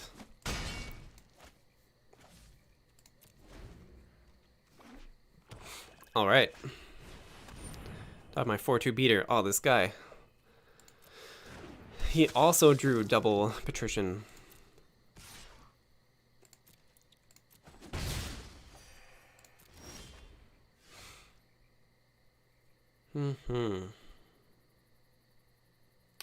So he's gaining 2 life a turn, dealing 2 damage, and I'm dealing 4 damage a turn. If I held this back, he wouldn't be able to attack into me.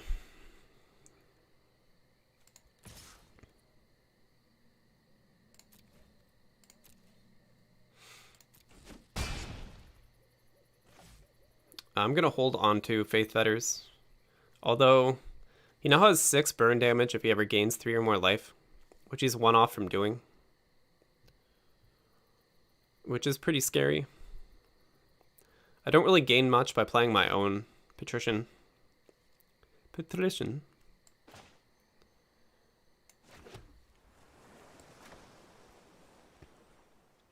should have done this first main phase and then attacked with the Anointed Chorister.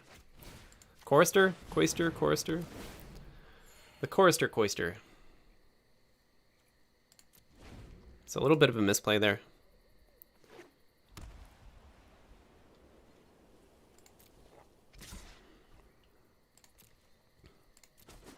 It's really easy to activate these cards. Oh my god.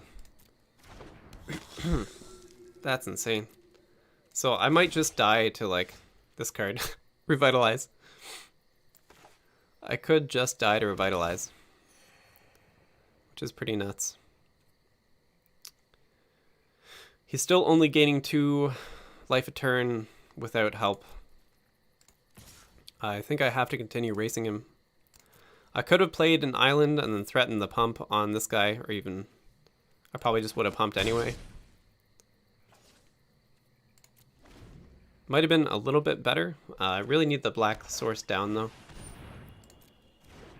Okay, that's powerful. So now he can swing in for 4, I lose 6 life.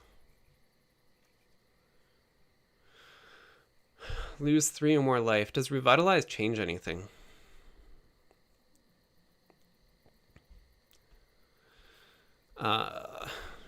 If you gain 3 or more life this turn, no.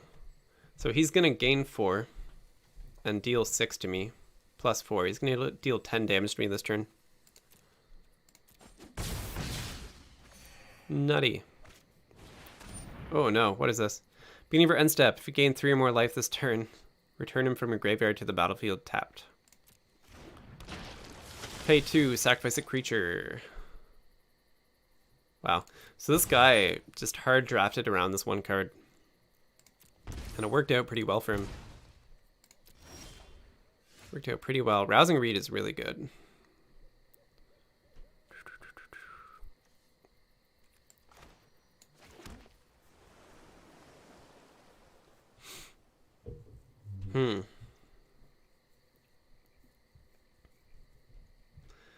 So I have 2, 4, 6 mana. If I pay 5 to do this, I can't cast anything else in my turn. So I want to develop the Indulging Patrician, leaving open 3 mana to either cast Rousing Reed or Revitalize. I'll probably cast this next turn.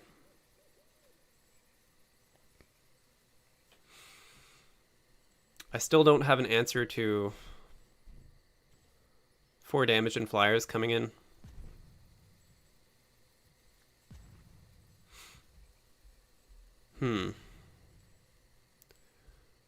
I think I don't attack for a turn, because I need to be able to block his flyers or else he does that same combo again. And I think I hold back Revitalize. This is on your end step. So I would have to cast it now.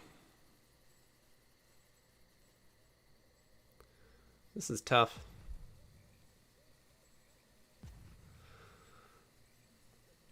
Okay, I'm gonna Revitalize now. And probably cast Rousing Reed next turn. I can't continue attacking. Or else he'll deal 6 points of burn on his end step.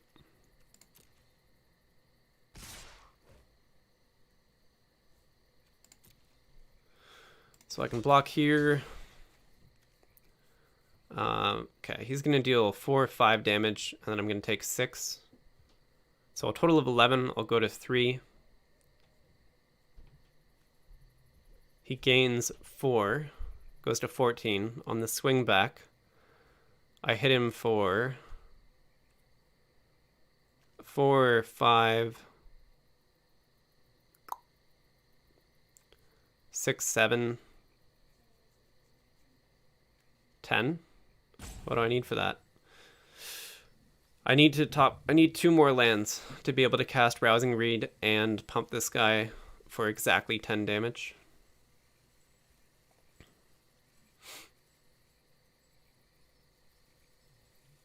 This is all becoming a problem. This is all becoming a problem. Being for end step, if you gain 3 or more life this turn, return from your graveyard to the battlefield tapped. That's okay that I timed out.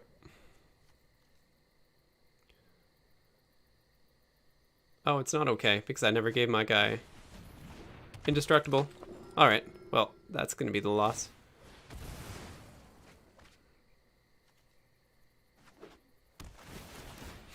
I was actually thinking I had 1 reset on the timeout.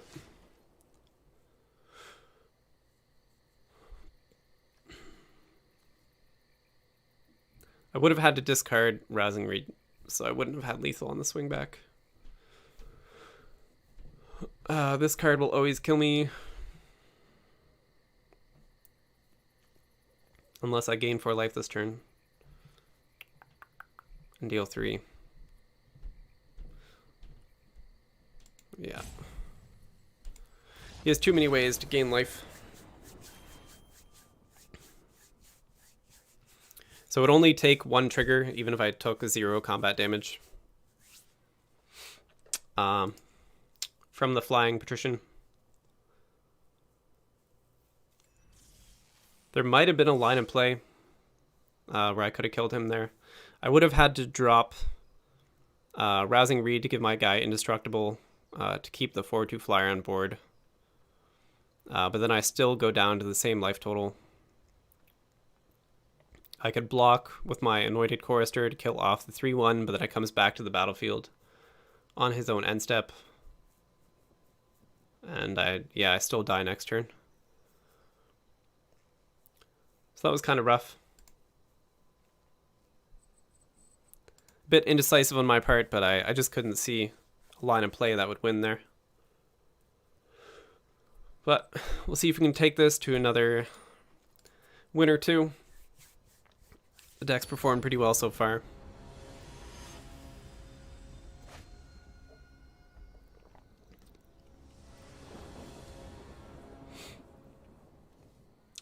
Miscast, Faith Fetters, really good land base. I'll keep this just on the fact that I have all the lands I need. No proactive plays though. Gotta hope I just don't get swamped. XO, XXO, XO, XO.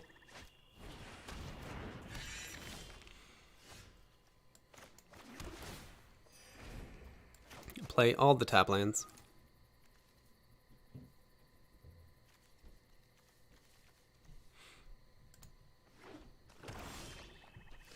And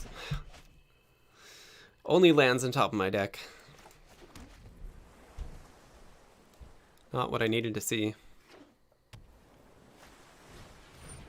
Opt. Okay, turn 4 opt.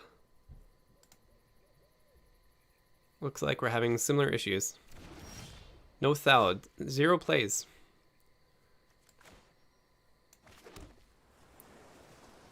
So I can either develop Patrician or I can put down Gale Swooper. I'll probably turn 5 Blood Glutton into a turn 6 Patrician Miscast. This card is key to a lot of combos in the deck for getting that little bit of extra burn. Skeleton Archer.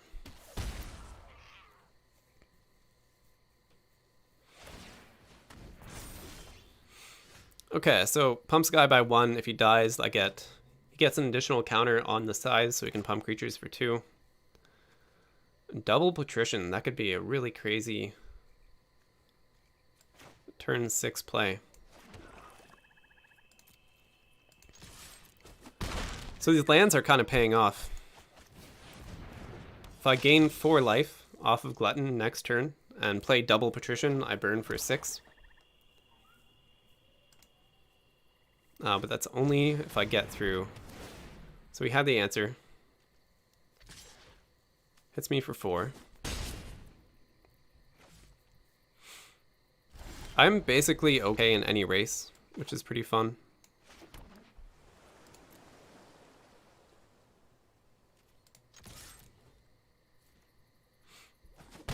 I haven't been leaving open mana for Miscast, but I'm having resources anyway. Oh, I don't have a second white source, so I can't cast 2 of them. Interesting.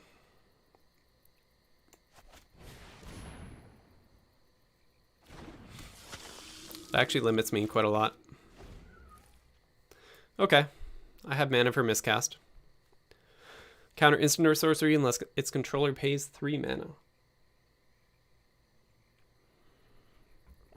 So if he has, he probably has a few grasps in his deck. The -4/-4 spell.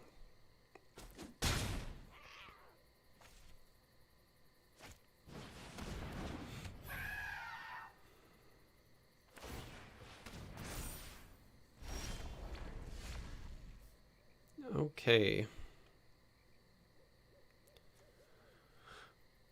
So Roman Ghostlight is looking quite a bit better. Faith Feathers gains 4 and deals 3 off Patrician. I need 2 white to cast them both in a single turn. So I think I'm just waiting on that play. I'll leave 1 blue open.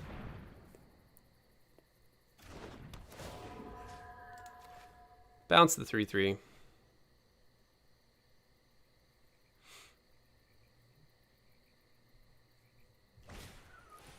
Village Rites, so he sacks his own guy. Pretty good spell, Village Rites. It's a card I didn't have high enough in my pick order. Swinging for 4, gain a life. I'm not really worried about the swing back. This is a 5 power creature on the swing back, but I have lots of ways to gain life. Rousing Reed, pretty cool.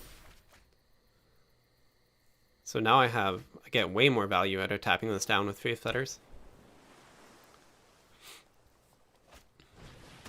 Death Bloom Salad. Quip, swing for 6. No attacks. Okay, so opponent's tapped out, he has no interaction. I have double white mana. So second Patrician. Cannot attack or block, loses abilities. Gain 4 life. Deal 3, 4, 7 damage. And he would have taken an additional 6 a man step, so. Overkill.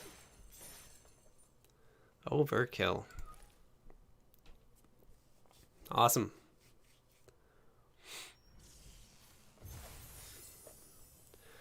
Can compete for that 7-win draft. Should be pretty good. I think I've only played against one really powerful deck so far, so I've been kind of lucky that way. I won a single game to an opponent, surrendering to a bluff on having 2 sources of blue mana, which is pretty funny. I had a couple early surrenders in this run.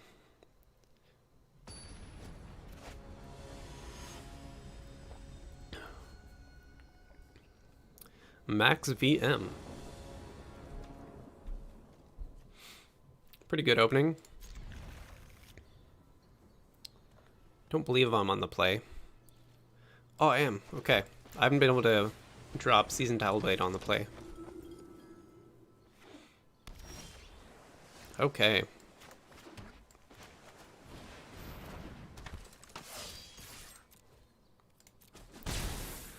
Hit for 1, gain 1 life.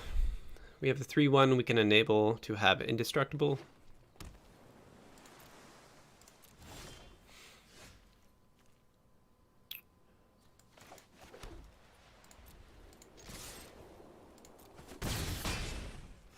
So he's protected from Swift Response. Our opponent only has blue mana right now. It's hard to say what their game plan is going to be. This looks like it could just be a bad draw. Defairy's Tutelage, so I'm against a mill deck. This card is actually insane. If this is the only mill deck, or mill card that you play in your deck, you can very effectively mill down a 40-card deck.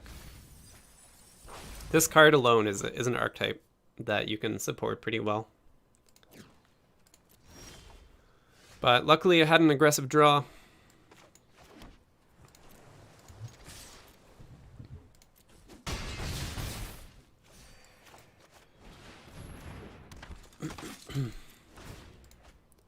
Play a card every single turn. Like, just draw effects in blue and cantrips are so well supported. You can have nothing but tutelage and draw effects. Pull this out of your deck like every single game very consistently. Okay.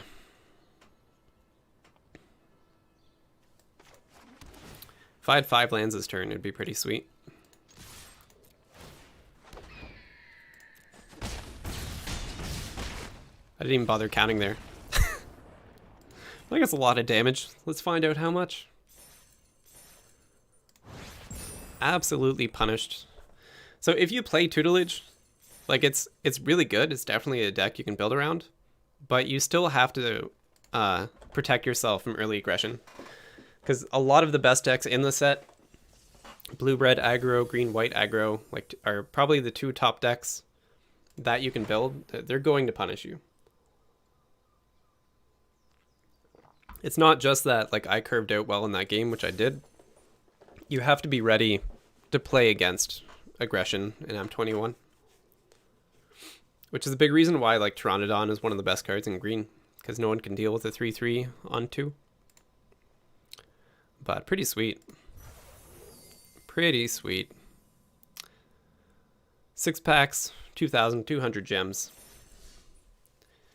Getting a little bit further on my way to having 27 packs. When I hit 50, these are all from draft, by the way. I'm going to do a pack opening video.